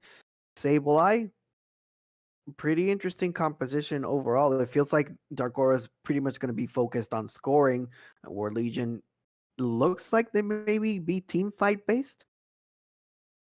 I I think it's gonna be definitely yeah, they're going to be going kind of, I don't want to call it a full-on death ball because of course you've got Mew in the back probably rocking those solar beams, potentially a little CC along the way. I'd love to see some Surf Mew, to be honest with you, but I definitely see that death ball style coming out from War Legion here. They're just going to try and get T-Tar fed up, get him strong, throw a comfy on him, and here we go. We're going to sleep everyone. If you get near us, T-Tar's going to stomp on you, and guess what? Lucario, just probably my guess is E-Speed through. Power-up punch, not a bad move either, though. You can't stop him rocking the support Sableye. The only thing that worries me is that there's no type of healing in Dark Aura's composition, only regeneration from the side of the Snorlax with its Unite move and the early move that they have at the beginning just in level 1s onwards. Keto gonna rock the Espeon Kersey on the Scyther, get Yoshi. Gonna go ahead and use the Delphox. But this time around, it's a little different because they do have some attack damage other than just only special attack. And you're right, with the no heals, that's always a risky composition to run. But if you look over at the side of War Legion, the only poke damage they really have going on here, at least heavy poke damage, is the Mew. If they can find a way to keep that Mew under control, then the lack of healing is potentially not a huge issue. But if they let that Mew just poke away, that's going to be a real blatant issue with their particular composition. Like you were mentioning, Sableye, really, really strong, but without any sort of heal support, it's a different way of playing the game for sure. Match point for Dark Aura. They need to win 3 games in a row in order to face themselves one more time with Ikigai no Tsurugi. INT currently resting in their lawful beds, just waiting for the game plan to continue on. War Legion 1 game away to actually go on a date with INT. We are seeing the first stacks. Do you actually think that they're resting right now, or do you think they are glued to their monitors, watching this game, currently in Discord with the team, discussing, talking about things with their coach, saying, all right, how are we going to beat this team? How are we going to beat that team? Well, all I know, Bloomer, is that we have 42 viewers on the stream right now, and they are all glued to this stream, and these matches have been phenomenal on their side. Everybody wants Dark Aura to continue on and force that game 5, but now putting on the pressure onto the Lucario, just managing to barely escape with the healing from the Confe as we await for the 8-minute and 50-second mark for the Altaras and Swablu's. T-Tar just goes ahead, gets that level 5, so now in that awkward teen phase, I always say about the T-Tar evolution lineup, gonna be going ahead, getting a bit of damage done. They go ahead, pull back. They're gonna stop that Sableye from dunking, and this would be a massive kill if they do manage to get it, because again, more experience, getting a couple of kills on for that T-Tar would equate to getting a level 9 guaranteed for that first objective. And again, if we get T-Tar early, he's going to be a presence in this game. Down on the bottom, you can see they are getting a few dunks as well. 4-33, more dunks going in War Legion's favor, and there's a kill. Comfy getting the last hit, though. Not quite as good as the T-Tar getting it, but I don't think they're complaining about that too much right now. In the meantime, on the bottom side, Espeon just barely missing, trying to take out that Wigglytuff. Continues to tank as much as possible. We're seeing the rotations in the 8-minute mark. Everybody's starting to actually go into the team fight. Heavy Slam starting it up for Dark Aura. A lot of damage onto the Snorlax, however. We are seeing Dual Wing Beat actually doing a lot of damage now. And everybody from War Legion gets taken down. Dark Aura showing signs of life. And they need to, because you mentioned it already. This one, it's do or die. Dark Aura, you're a strong 5-stack. We need to see more from you. And I know we can see more from you. They are not out yet. So let's see what they can do in the last 7 minutes of this game. They're just farming away right now. 18 seconds on first objective. You can see up high, Lucario trying to do as much as they can to get some XP on their side of the farm. But it's Sableye just so disruptive. Just to chase that Lucario away, give Scyther tons of those again, birds. I always want to call them bees. It's a real problem I have. The birds farm, though, as now the teams both make their way to that bottom objective. You can see Pulvitar doing everything they can to take that Sableye out. They may get caught out. Comfy there. Scyther gets the ultimate, though, and that is a massive kill going into this. Sableye may go down, doesn't get taken out, though, manages to stay alive and well. They go in deep, though. Is that a mistake? It may have been Mew. Does a ton of damage, but not as much as they were hoping with that auto attack, that boosted auto. And now you can see them going in deep. They got the objective, and now they are pushing. This node is going to be gone, I think. And there it is. Big dunks from Dark Aura. 106 to 70. 6 minutes, 15 seconds to go. It all started with taking down that Pupitar. If you have that Scyther online, it's going to be super difficult for them, but the Lucario actually getting a shutdown for the League of Legends fans in the chat. Rezi actually taking down that Scyther that got quite a few kills. And that's a power-up punch Lucario as well. So we've probably seen power-up punch close combat. Yep. As we're probably going to wait for the rotations as well from the Reggie Alecki. Power punch Lucario, it's obviously a great secure. And maybe that's exactly what they're thinking of. We've got a ton of rip already. T-Tar is going to be able to just stomp away. We just need to make sure we have something that we can actually secure with. And here we have it. And now they're pushing in deep right now. They're trying to take that node over. Look how deep Mew went, but manages to eject away. They break that bottom node, and they're back in the lead, 131-106, game 3. They know that they don't have jump pad yet either, so what you see is what you get right now in this team fight. And Wigglytuff getting a nice sleep, but very, very low, taken out. And it's Espeon also coming in with that kill. Look at all of this going in Dark Aura's favor. I said don't count them out, and this is exactly why. They stay alive, and the separation that they had in between the members of War Legion, nobody was coordinated on their side. Comfy was pretty much just alone and just got KO'd and just running away. And T-Tar actually trying to do enough damage onto that last team fight, but not quite working out for them. Sableye going for Confused Raid one more time. We're seeing the Electro Balls, and Espeon taking down the Comfey. No healing on the side of War Legion for now. Rotations start. Delphox and Scyther on the bottom side. Sableye probably going to start rotating on top just to continue to annoy both Lucario and the T-Tar, and they secure the Regirock as well. Big secure right now, no questions asked. And look at that, they are pushing that tier 2 node. They know they can. They see that there's a ton of people up on that Alecki. They accept that we're going to give up that Alecki. We're going to try and get some value down low. Absolutely the right play, and we're going to go ahead and then back and defend on that tier 2, but they need to get out and actually defend that. Otherwise, this play is not as much value as they were hoping. There we go, Delphox making it just in time. Very, very close. That Alecki must be 3 steps away from the base, and now they're going to go ahead and control that nice and easily. Lucario still out there fishing. He's hoping that he can get something. It would have to be a pretty big play. Lucario does drop the ultimate, trying to get it, but it's probably not going to be enough. Sadly, Lucario ult, not known for being the strongest in the game. Definitely need to land it if you want to get any damage done, and it's not an easy task when you have to charge for 35 minutes and you know, everyone else has a bus pass already available. Tyrannical Rampage trying to decimate as many people as they possibly can. They do manage to escape. War Legion up front 173 to 146. Great defense by Dark Aura, making sure that to not lose that last zone on the bottom side. In the meantime, on the top, struggling to keep up. They know that they are behind, but not by many points. However, we're seeing just everybody starting to level up. And credit to T-Tar as well for managing to get out of that situation. It's so easy to try and say, okay, I need to get this one kill. I'm going to stay for one extra stomp, one extra move. And all of a sudden you get yourself caught out, cooldowns come up, things like that. So good heads up awareness by T-Tar with the Comfy there, especially because you have a Comfy on. You think you can live for it. And now, Mew though, in big trouble, manages to eject away and just by the hair of its tail, managing to avoid that Delphox, and very, very close. Now we can see bot objective is up, but only Lucario there to look at it, and doesn't look like they're going to be trying to rip it by any means. They are just making sure that we see no one's there. Looks like up on the high ground, though. War Legion going to go ahead, try and burn this in time. Do they have enough, though? 4 seconds left. It's so close. Do they get it? If they do, it's massive. They do.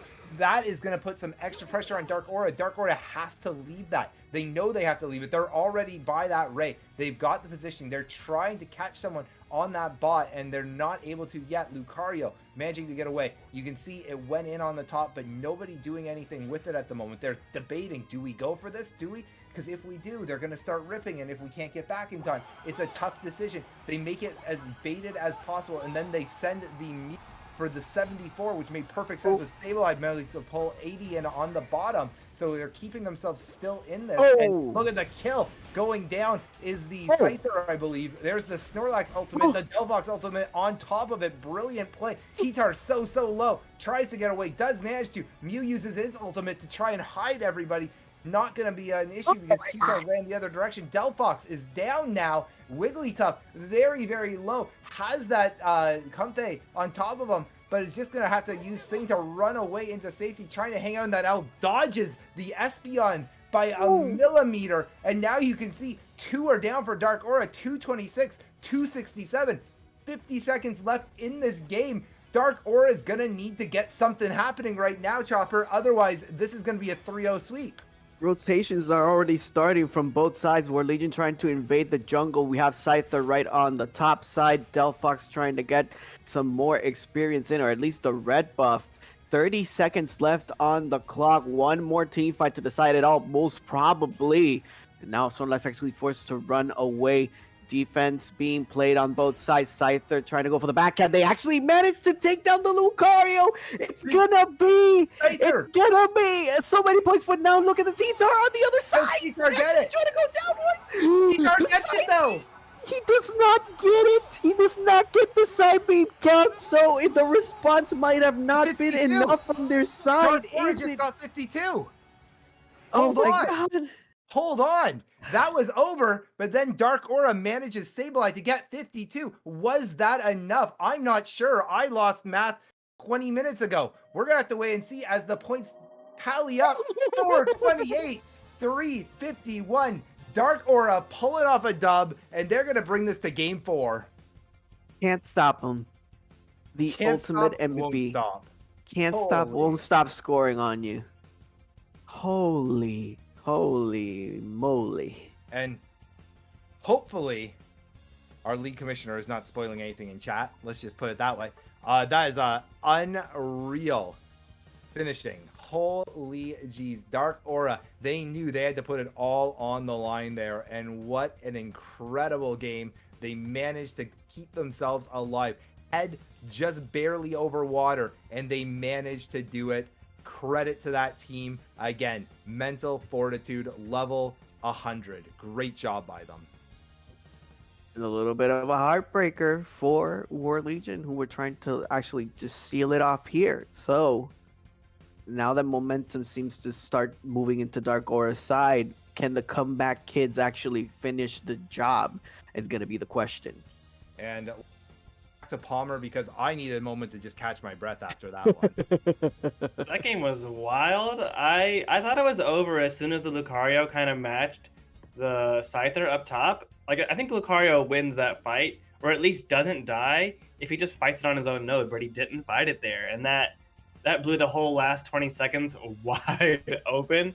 I thought War Legion had it. I missed the late score from the Delphox in the home base. I'm checking the replays now, and it's actually the Delphox with the 52 right towards the end after the 84. We did see a couple of points. Yeah, 54 from the Delphox actually being the MVP there for Dark Aura. Good eyes on Bloomer. Yeah. Actually, to recognize that. I didn't see Yoshi once again putting the team on his back. You know, I hate to give Yoshi this much credit, but what a huge play. I give him a lot of credit. Again, the Dark Aura, it looked like they were out for a moment there, and instead, no, we're gonna take it down to the last moment. Never give up, never surrender. Absolutely phenomenal play by Dark Aura. And again, War Legion, they just realized, maybe we gotta play really hard for this. Maybe it's not gonna be quite as much of a walkover as we thought it was gonna be just a game ago. And just like that, 2 more games left. Palmer. I don't think War Legion will pick Lucario again. I am curious if they'll pick the T-Tar again. It seemed to be working for him, but like he never had like the craziest ult or the craziest like secures of kills. So I'm curious what they'll change up, because like it feels scary when you lose the momentum. So we'll see. Yeah, no, I agree. We'll have to see. Because that was, you're right, a really different draft from War Legion. So are they going to go back to something more like what we saw game 1, game 2? Or do they think that, hey, we tried that, it didn't work out, but we can just play it better? Again, how often have we as a team said exact those words? You know what? That didn't really work out, but it was because I made this mistake, or you could have done that, or we can very easily fix this. And we'll have to wait and see as the Dodrio ban already coming out. War Legion absolutely understands where I'm coming from. Get that three-headed bird out of here. Let's see if it's gonna happen for game number 4. We haven't seen game 4, at least game 5 rather, today. Dodrio being the first band, gotta have that respect for Can't Stop them. Let's see what other bands we're gonna go for. 30 seconds left. Confe being the choice for Dark Aura. Yeah, no, you have to think that now they're banning out the Urshi. Okay, I was expecting maybe that we would see the Slowbro ban, but now they're gonna, yeah, there it is. War Legion gonna ban that Trevenant and probably pick up Slowbro. No surprise there. Yep. They give themselves a really nice defender advantage at this point by doing. I understand Dark Aura's hesitation to play against a Comfy or an Urshifu, but if you don't get that first pick right now, I think you pretty much consistently know Slowbro is probably going to make an appearance or a Trevenant, and you're not going to get the other one. So it's pretty spooky to leave both of those up. Support pick and defender picks are pretty much gold here. Snorlax was working really good for what Dark Aura was wanting to do. We already know that Gay Yoshi has a couple of attackers up their sleeve, right? So Espeon being locked in, giving it the special attacker side a lot of prio. But it's going to be pivotal for them, Bloomer, actually, as they pick the Snorlax, that they also get some DPS and or in any type of physical attacks, just to avoid what happened in game 1. Correct. I do love that Espeon pick, though. I've said it. I'm going to keep saying it. Espeon is busted right now. That Mon is so good. Damage it can do, the range it has, and the amount of stun, it's too much. It has so much in its kit. Sure, if you get it caught out, you can at least kill it. It's not gonna live like a Greedent or something like that. But it is just so powerful.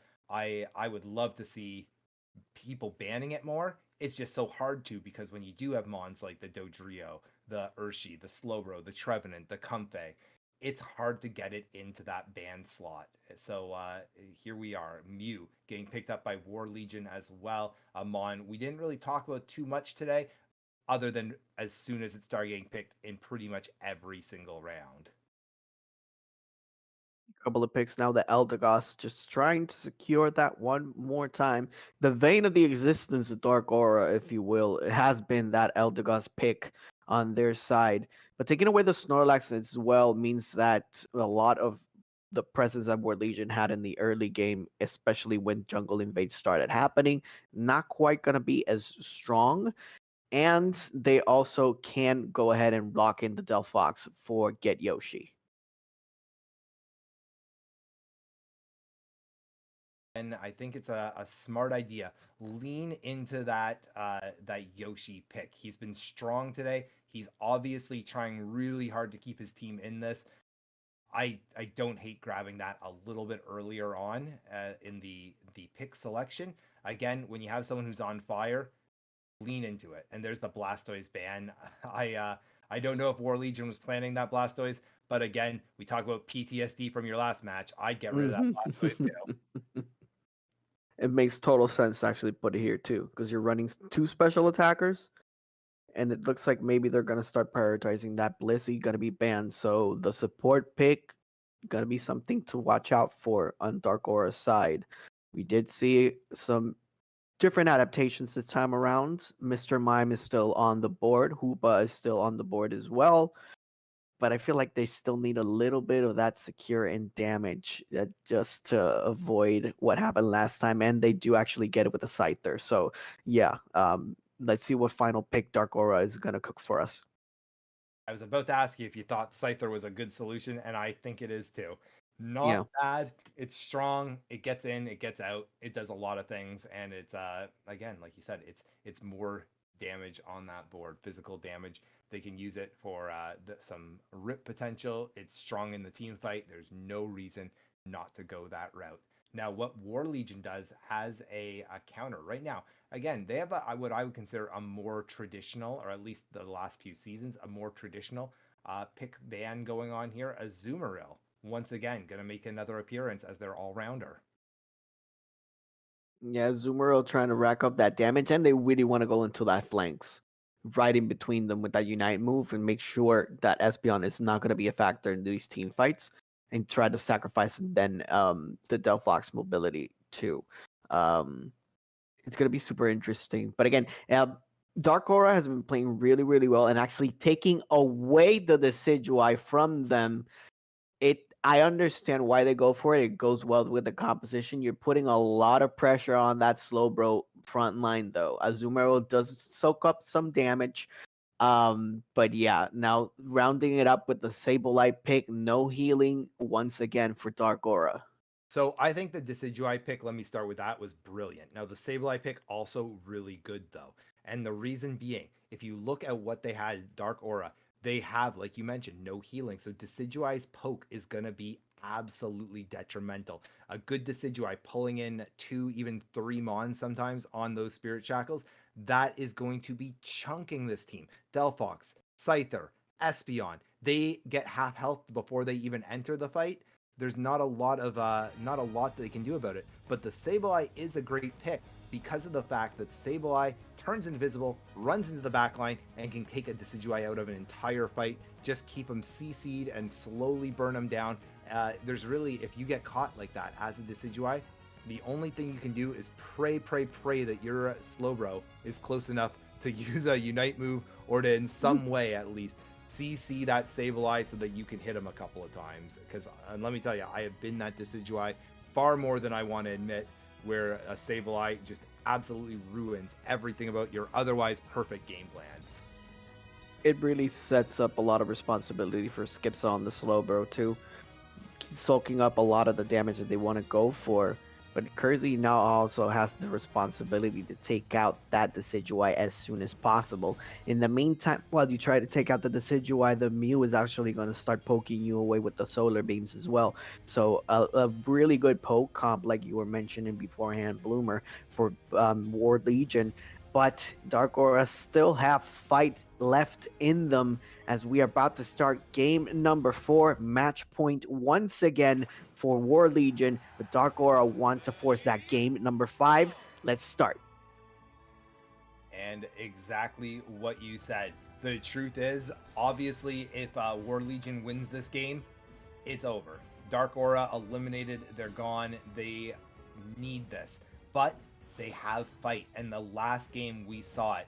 Dark Aura is not going to give up. They are going to do everything in their power to make sure it happens. You can see once again, Eldogot's going to be starting in that jungle rotation, making sure to help speed up for the Decidueye. Again, not one that I personally feel there's a lot of need for it, but I guess they want that red buff up high early. Oh, no, they didn't even give him the red buff. I'm not 100% sure why they did it that way, and sadly, that means that Dark Aura is able to get that first pick as well. Azu, not the strongest by themselves as Meryl, and now again, that's going to give a little bit of an opportunity for Dark Aura to pull away on the top lane early on. Yeah, they had the flashback in the beginning of the first game as well. They did give that red buff onto the Gossifleur right at the beginning, but they actually got double KO'd right at the start of it too. So now leaving the Meryl alone, we are seeing Rezi actually reaching the Azumarill, at least so Aquatail can be somewhat relevant, but not really gonna matter that much. Matt does secure the Altaria, however, and Sableye trying to force themselves to run away. Gossifleur putting on that pressure. And great play by the Sableye. Just enough poke, just enough frustration. Then, okay, I'm low enough now. I'm going to get out of here. And gets out secure nice and safely.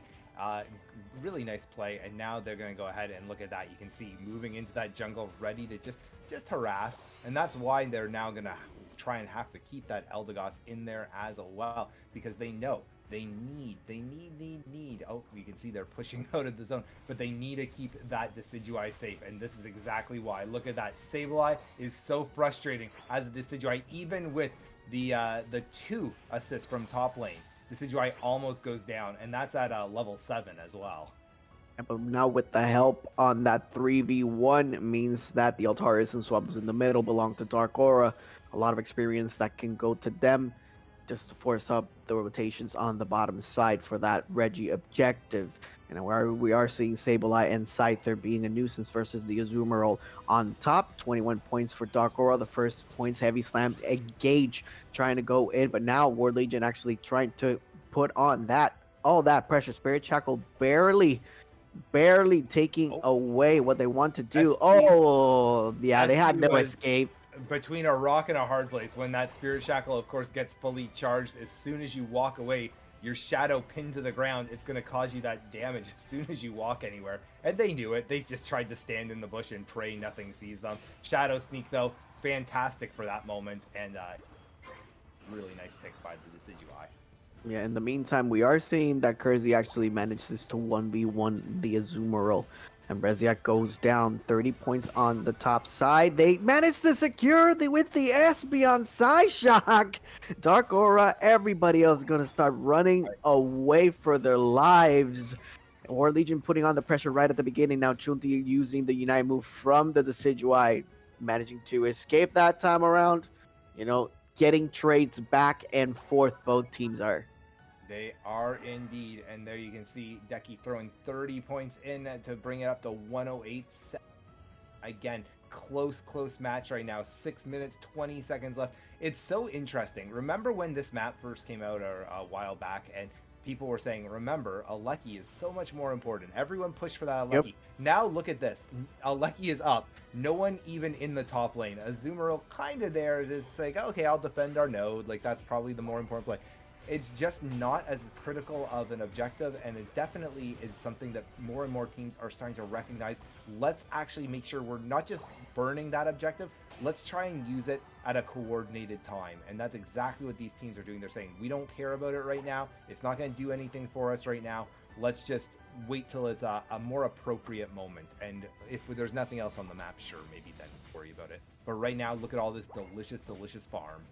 In the meantime, we did see a team fight close to the middle range. Stuns on Rezia's side, just staying as close as you can to the Aqua Tail as possible. Heavy Slam going to take down the Azumarill. 2v1 scenario as well for the Sableye. Eldegoss trying to go in. Oh, the knock-up. That's a 2-man knock-up. Snorlax putting in the work, and Kersey gets another one, and Chunti trying to force everybody back with a Unite movement, and Sableye is going to go down. Snorlax as well. Look at all that damage from the Decidueye. Now we're seeing the contest of the Regieleki finally happening, Bloomer. Snorlax doing a great job, though, recognizing that, hey, we want to break this node. I want to get my the points in. I'm just going to stand in front of that Decky ult, eat as much of it as possible. And the thankless life of a defender, sometimes it means you got to sacrifice your own life for the better of the team. And that's exactly what happened now. You're right, though. The Alecki going in, crashing in. They managed to go ahead, get some points in there, and now it looks like they're actually going to try and push that tier 2 node. It could be an aggressive play. It could be scary with the jump pad up, but they know that they've got at least a few people pushing that bottom objective. They decide, let's go for it, and it looks like they managed to get some points in. Maybe not as many as they were hoping, but they did manage to get a little something, but now the kills are starting to go the other way. Mew pops that ultimate, trying to get the Decky out of there. Doesn't even need to. Decky fires off an arrow and says, hey, I got this. Leaves on its own accord. No problem. There's a Slowbro ult on the Delphox. Apparently, they do not want Delphox to survive. No way, no how. Decky joining up with the rest of the team now. They're going to go ahead, throw some damage, but it's a Snorlax. And Snorlax says, don't even mind me. I'm, again, 3 cc's of thickness. You can't hurt me. And he just runs back into his team. Only 100-point differential between the two. But as Bloomer mentions a bazillion times, it doesn't matter. This is whose line is it anyway? Just waiting for the Rayquaza to spawn in 2 minutes and see who can get that objective. But now it's actually starting to level up and getting, AOS energy. Go ahead. I feel like that's maybe dating myself on how old I am when I talk about a Whose Line reference. Assume all kids will, but it's been a while. I love that. I love that show. Oh, and I also love the engagements from Kersey moving in with the dual wing bait, and now we're seeing Unite moves coming out the wazoo for Dark Aura trying to force themselves right onto their GT, actually trying to move away. The boosted attack not quite going to do the damage enough for the Scyther. Jumps right back in, forces an escape. And that was a very nice overcap. I believe it was 29 points, but at the same time, we can see up on top, there it is, Azumarill managed to pull in a very nice little dunk themselves, trying to keep this nice and even. Although there you saw Sableye managing to pull in a 40 piece themselves. Not too bad. That's enough chicken nuggies to get you through the night, that's for sure. And now they're going ahead. They're starting to move as a unit towards that top objective. Looks like they are going to prioritize that over the bot objective. I don't hate that call right now because they know the pressure that's going to put on. Dark Aura is going to be in a very awkward position. Do we try and stop this, giving up our position, or do we just let it crash? Oh my God. Go in. And this is madness. It's a Reggie steal. It's a steal for sure, but I'm not sure if I love this play. Right now, Snorlax is going in deep. He's taking damage and using things for really nothing. I don't know if they're going to... look at Rezia. They are going to be able to. There's the Azumarill, though. Azumarill, no, don't do it. Don't do it, Azumarill. Oh, no, they're taken out. It is over right now for that Azumarill. And going into this very, very important last 2 minutes, Azumarill out for another 10 seconds still. There is an opportunity right now for DA, and I think they may have recognized it, but they didn't go ahead other than just grabbing their position. Yeah, but I feel like that was the right call for the Azumarill Bloomer because they didn't have the time to get to the Registeel objective. So that extra attack and special attack for this last team fight was not secured for Dark Aura, additional to the experience. So the Azumarill actually did their jobs as everybody starts positioning themselves for this final fight. That's absolutely potentially the truth as they, like you said, get ready. Only a minute and 6 seconds left. Right now, they're about to find out in 3 seconds that yes, Dark Aura, it is on you. You guys need to the stun! do this. And a massive stun. Azumarill caught out, not the place they wanted to be that time. I'm not going to argue that's their job. There's the Slowbro ulting on top of that Delphox, trying to get something done. Not going to be able to, though. As you can see, they're pushing in very, very deep. They get 2 more kills right now. That is what Dark Aura needs. They need to start either burning or finding a back cap. There is no 2 ways about this right now. You've got only Mew up left alive. You guys need to get this Azu going to be coming back onto the field. That's all they've got. And look at that. 25 seconds left, and it looks like Dark Aura just got 1 dunk, and all of a sudden, this is their game. Look at that. They're doing a great job. Not everyone worrying about the points. They got Delphox going ahead and pulling that Azu far, far away, saying, go ahead, chase me down. Let my team score. Not a problem. We'll take this. And Dark Aura bringing it to Game 5. Get Yoshi and Kersey and everybody else from Dark Aura showing what they are made of, trying to continue this momentum upwards, forcing that game number 5. It's almost 1 a.m. in Puerto Rico. I am sleepy, but I am also hyped. 584 to 346. Kersey popped off this game, Bloomer. Kersey did so much damage in those flanks, and we did see the Decidueye be very relevant and doing the enough damage with the Spirit Shackles. But at the end of the day, if you have a Scyther, you're going to have a bad time. Yeah, and I know you called it the right play when you said the Azu down on that bottom last objective. I got to tell you, I didn't love it. I feel like if they had just backed and gone position, they knew where at least a couple of them were. Maybe your team collapses. Maybe you find a pick somewhere else. That's the play in my mind, but you know, that's just one for the old VOD review later on, and I guarantee that they're going to be doing just that. War Legion's going to be VOD reviewing that game and saying, what could we have done better? Because that looked like it was definitely not out. They were in it. Dark Aura was in. Who knows where that one was going? But again, Dark Aura, never say never. Hashtag Justin Bieber. Let's bring it back to Palmer to talk us through going to Game 5. Man, every time I thought War Legion was going to pull ahead in that game, Dark Aura was like, hey, but what if we made this play and like brought the score back close or got us some experience, and like they kept it close the entire time. I don't think War Legion will pick Azu again. I think it didn't have a whole lot of pressure. I think if they had like an all-rounder that had some CC, he like the angles he was looking for might have been better. And on that bottom, like I understand wanting to contest a Registeel, But I would have at most as a Nazu just thrown a water pulse, prayed for some lucky bounces, and gotten out of there. He went for the Aqua Tail autos, and I think that was just a little too greedy. And then like I feel like his entire team was watching out for Sableye flanks, playing around the decky, and then he's just sitting like bottom side on the enemy side of the map and gets caught again. I think that'd be a late game that he might regret. Yeah. Oh, the reason why I thought it was a solid play is because they actually prevented the Registeel from going from the side. What I didn't like from Rezia then afterwards when trying to look for the flank was actually the rotation on the bottom side of the map where he just got isolated and stunned after stun after stun. And you were already playing pretty much a 4v5. I don't know why the Azumarill was in that position after respawning. It did give them an opportunity to actually like relocate and position themselves. That was kind of questionable for me.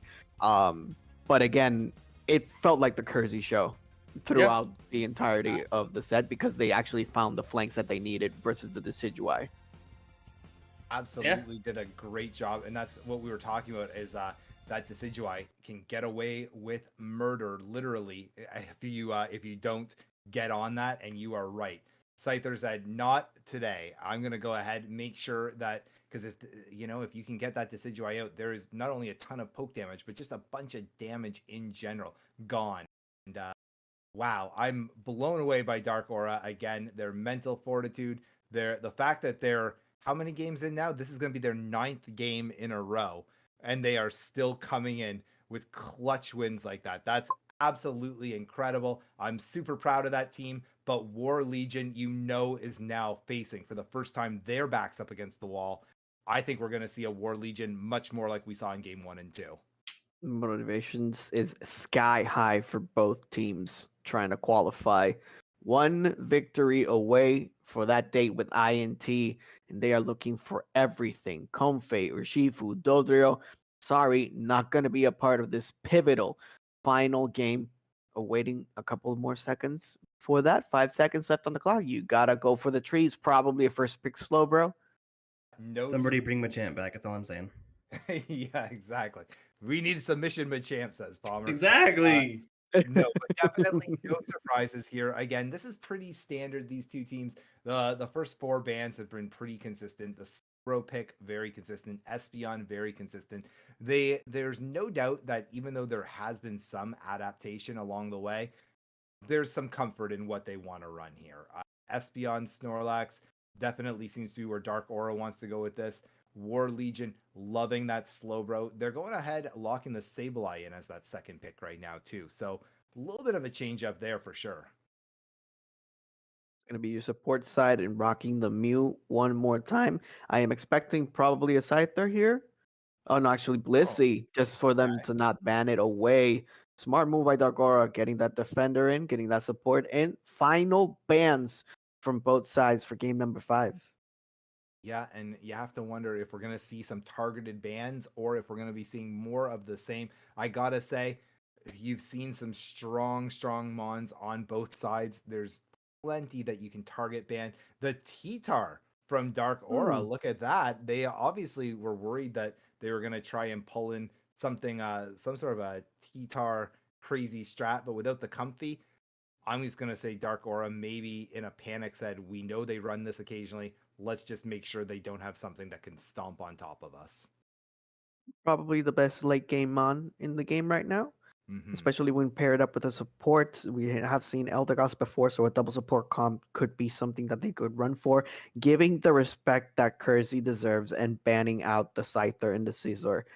That's a good pick by War Legion. You're gonna pick the Blissey. We're gonna ban out the Scyther. I think it's the right call. Really smart ban there. A little more targeted, no doubt, that one. But if you can't get rid of the Blissey, get rid of the Scyther. And now you can see Dark Aura bringing back Blastoise. We knew it would come back at some point, and we know what's good and do it. We do. Are they going to pick it, though, is the question. Palmer, does War Legion Esports run into your villain arc here? That's the big question. It fits so well in this comp, man. Give it to me. Mew can, like, if Machamp flips anybody's submission, Mew can follow that up from range anytime it wants. Like, Slowbro beats Blastoise, Machamp beats Blastoise. I'm ready. Oh, Okay, Buzzwole. Buzzwole, I'm fine with. actually. I can live with Buzzwole. It's not as exciting, Yeah. but I can live with it. Yeah, no, Smackdown. Buzzwell, a strong pick there for sure. Definitely, I know we would have loved to see the Machamp just for you, Palmer. But Buzzwell, similar concept, a strong all-rounder, get in your face, stun him down. Let's deal with that Blastoise one other. Let's go Machamp Jungle just to fully mess with it. 40 seconds left for the final pick from War Legion's side in game number 5 in the last match of the night. One-way ticket to finals for both of these teams. A lot of pressure in this final pick, and they go for the Glaceon. Probably gonna go jungle.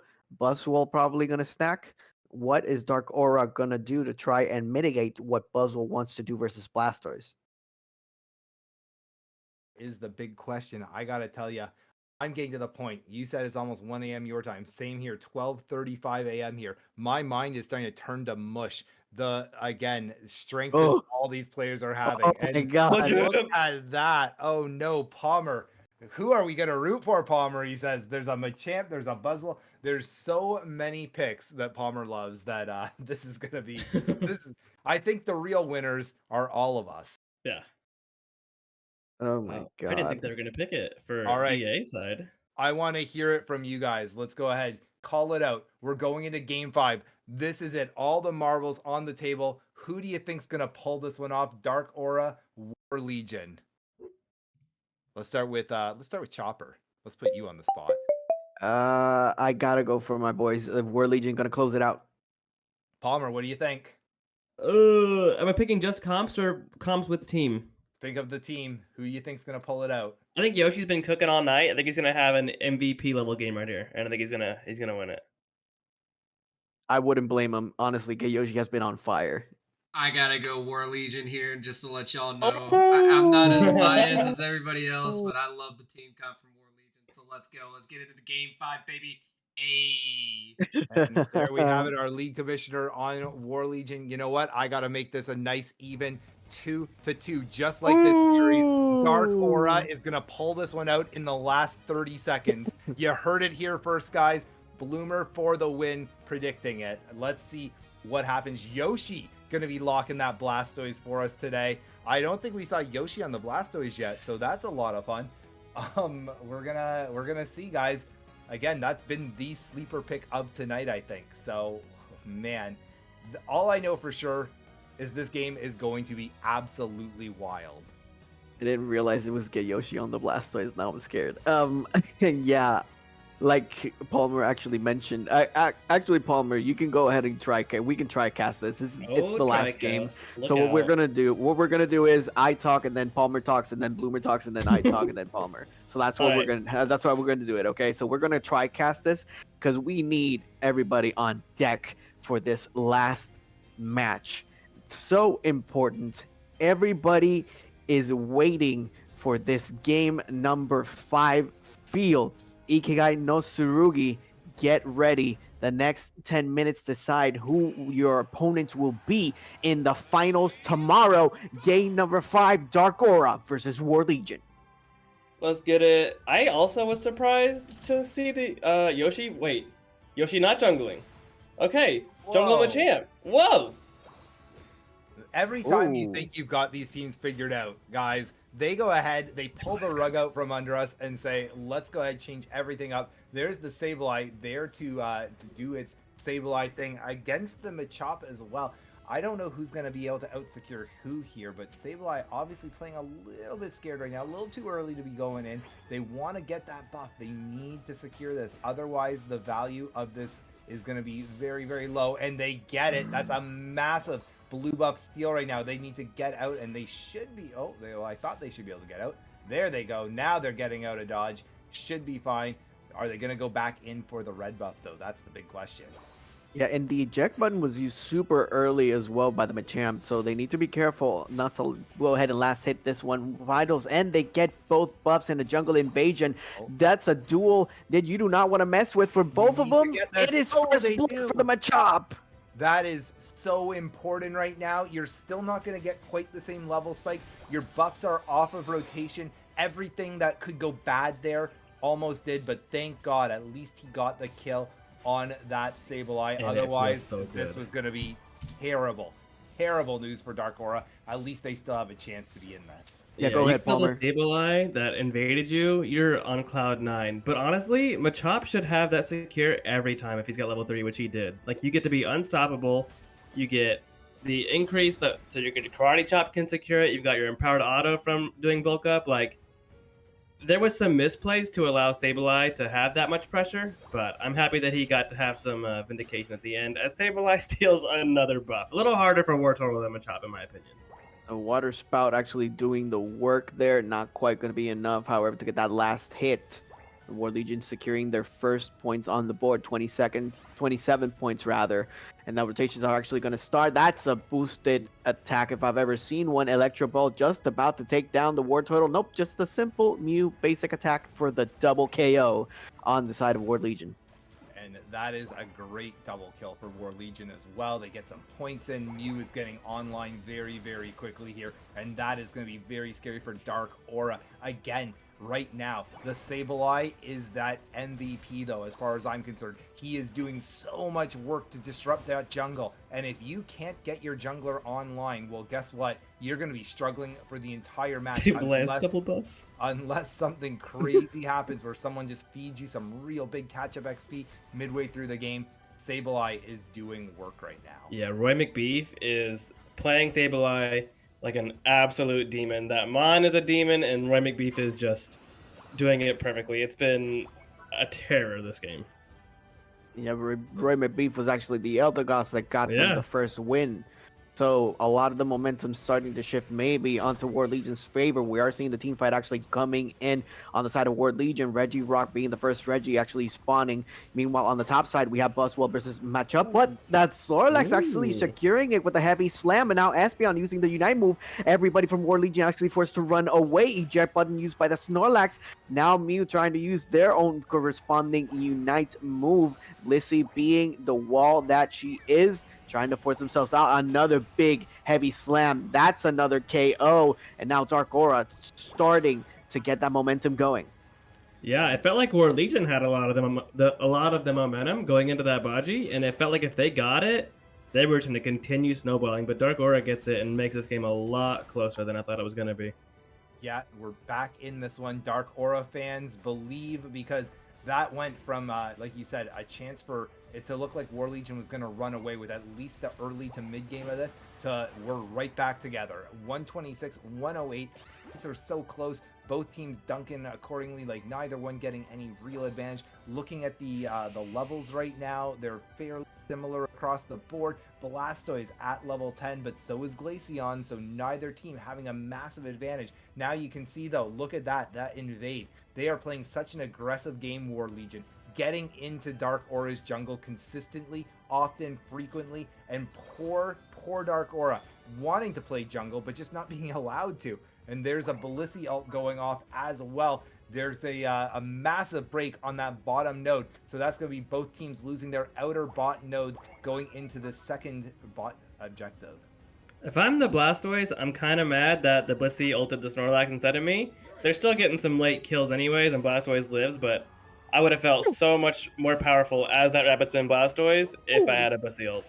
In a 1v1 scenario, we're seeing the Espeon taking down the Glaceon. A lot of Unite moves being spent on that last team fight. Snorlax surviving and living for another day. Regieleki is secured on the side of War Legion, and there's 104 energy differential, and it's a Regi steal. This is going to be super important for them. Heavy slams have been clutch for Dark Aura throughout the course of this final game. We're seeing Hydro Typhoon coming in by everybody. You got to make sure that Yoshi does not go for the water spout, high rapid spin, and the Unite move by Slowbro, actually managing to stun Blastoise long enough to make them secure this Regi steal. Super important.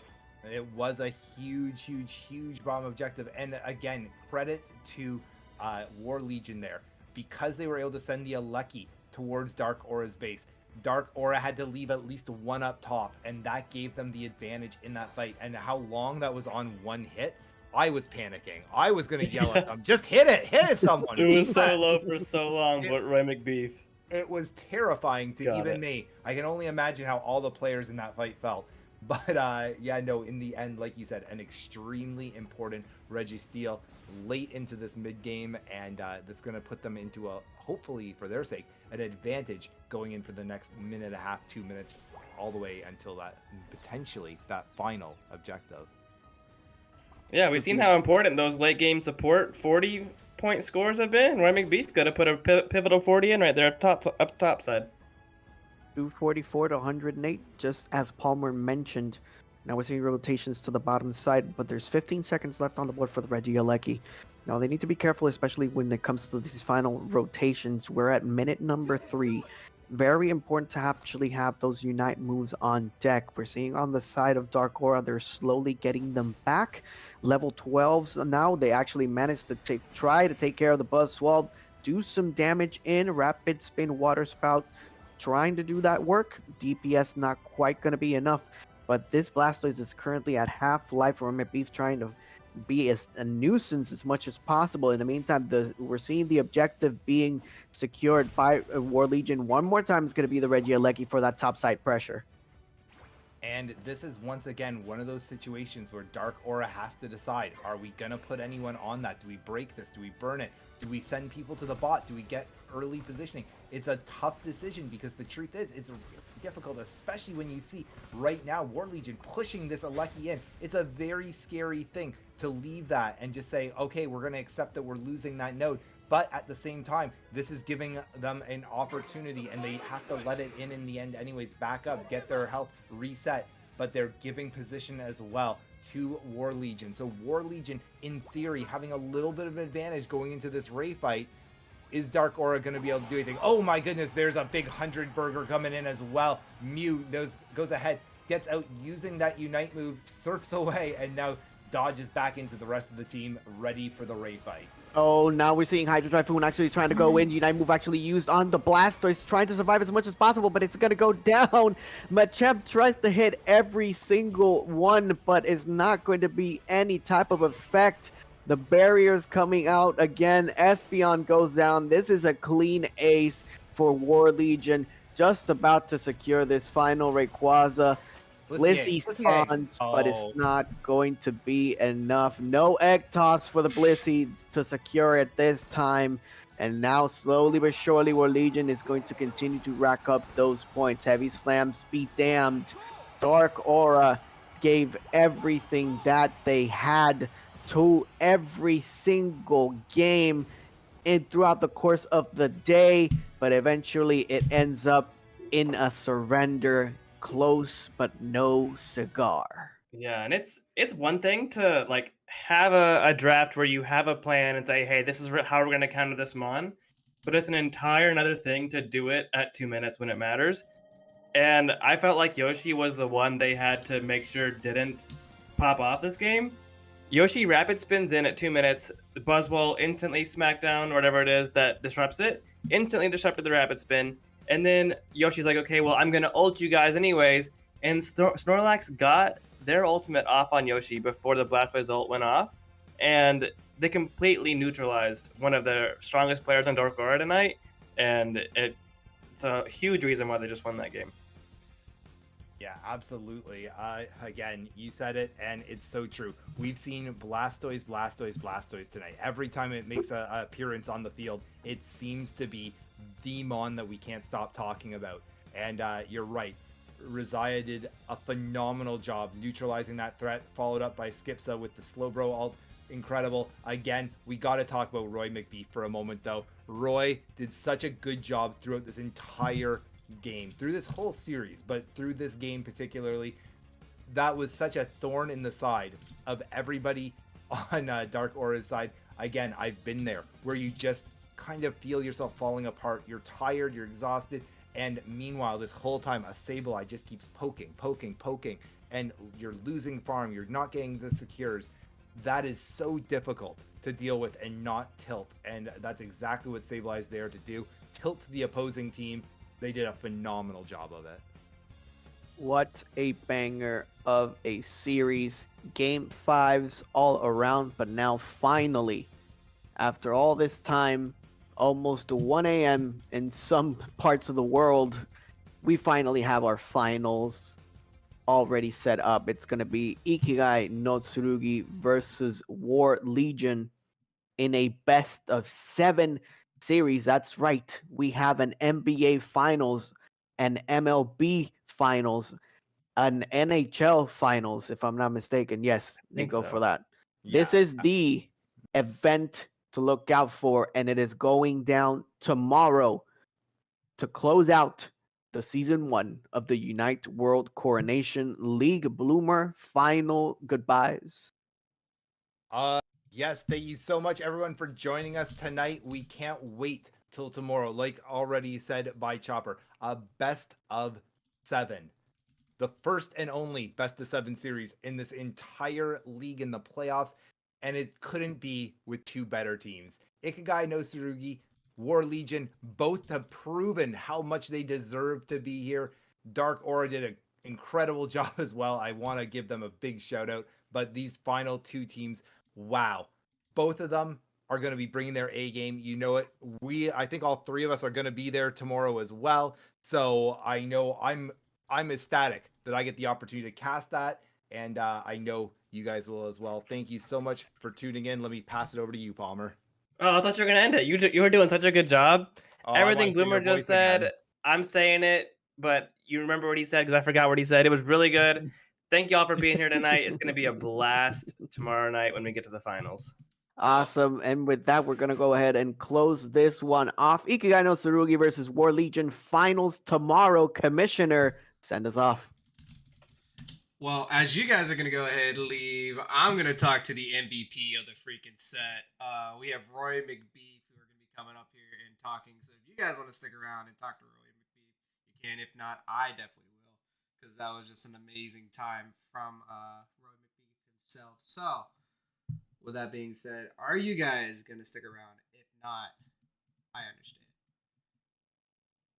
I'm gonna be watching the interview from the Yeah. myself. Yeah.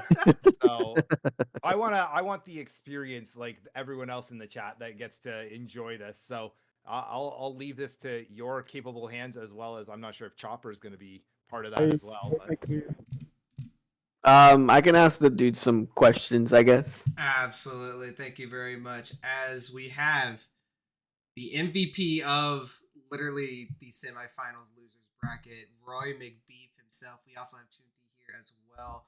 Roy McBeef, literally tell me, how in the world did you steal that Rayquaza game 1 with an LD?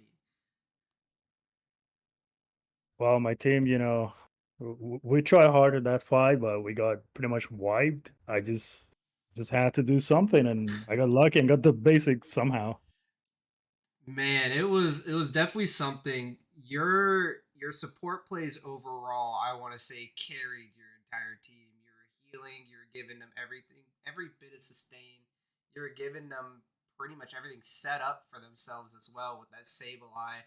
You're having them just chasing around while the rest of your team was just able to farm. It just was such a joy to watch such a great support player as yourself going into finals of next week or tomorrow, I should say. Yourself, what do you expect to play tomorrow, or can you tell us anything? Well, it's going to be a very challenging set. Ikigai has been looking very strong throughout the whole season, so we're going to have to spice it up a little bit. We're going to have to use all the secret strats, Hopefully we can make something happen. I will say one thing: get Rezia off that. Tell him, Chunti. You gotta tell him as well. Get off of that Azu, man. It's there, but man, it was rough. Roy McBeef had to carry that Azu the entire game, and that was just something to see. No, I'm just messing. Other than that, I just kind of wanted to give it some banter. Love you. Chunti, you guys going into tomorrow. Ikigai no Tsurugi will have first ban as they get to choose whether or not they want to do, as they do not get, obviously a game 1 win or anything like that. That is their way of going into the winners bracket. They're going to get the first 2 games as them being able to pick their picks and ban. we're losing you. Like you're Ooh, getting lower and lower. that is Mhm. never fun. Chopper, go ahead and take it away. Okay, so pivoting back onto the Azumarill pick, I was actually going to ask a question before he actually trolled me, so now I'm kind of disbalanced. So I did. There were opportunities where the Azumarill was actually doing a lot of good stuff in the 1v1 scenarios, but most of the team fights were actually um, the Azumarill had a hard time being relevant in those team fights. What was the reason as to why you were going for the Azumarill in the like? What was the idea behind it? And yeah, pretty much it. Um, Pretty much is a good 1v1 Pokemon, but it was more that as tomorrow old, you can't choose whether you want to ult, right? So if he ults one carry, he's gonna zone him. He's gonna zone it. Mm. Like even if he dies, he's gonna zone it. So we're supposed to react to that and do our job. And the thing was that well maybe the first two games he did the job, but one of the games he got destroyed because he got caught up, right? So that's why maybe you guys didn't see what he was trying to do, Mm. but it's because us as a team were not like communicating at that one point, right? Because um he was like just looking for vision, but he didn't knew because we didn't give him any instructions, right? Like they're over there, don't go there. So so yeah, he get cut up, and then well we start a fight 4v5 because Mhm. we got the stabilize on our back, right? And they have the Scyther and the Delphox and everyone who already killed the Asu. So, but worst case scenario was that our Slowbro ult Delphox instead of the Scyther. And if you do that, like Scyther has like green light, go all in onto me. Mhm. Plus the freaking Saberlight for some reason, the interaction with his ult, I was aiming the arrow away from him, but even aiming the arrow makes me like go back to base with his ult. Like how I'm not looking at you. So that was a interaction that I didn't knew. It's like Desi is like aiming to the front but looking to the back. Like what the fuck? Oh boy. All right. Well, Chunti and the MVP of literally today, Roy McBee. Thank you guys very much for making that set very very well, and also shout outs to you, Da as well. Get Yoshi being just a nuisance all day as well, being just a great jungler overall. Everybody else, all players today literally did fantastic. Obviously, don't beat yourself up. It's just season one, as we will have season two. But other than that, I'm going to go ahead and take it away, as we are going to go ahead and end it here. Thank you guys very much for joining in on the Pokemon Unite Uh, Coronation League. I Jeez. greatly do appreciate every single one of y'all. And again, season two tournaments will be announced tomorrow night, as I will put up the dates and everything. And make sure you guys join the Discords, as we will have the tournament set for teams to be entered into the league, as we have right now 3 slots open. The rest of the teams have opted to go ahead and stay with the league, which is fantastic. So we already have 19 set. Now we need 3 more. So we're going to have 3 tournaments rolling into next season, going over the course of the next couple months before season 2 starts. And you teams that want to enter, you already know what you need to do if you want to be champions. So I'm gonna go ahead and let you guys go. I'm Rhino Gaming. That was Chopper, and that was also Palmer and Bloomer themselves. We're gonna go ahead and raid over to Psyche Star themselves. Very, very awesome player and very good person as well. So make sure you guys go ahead and send them the love, as I will see you guys later.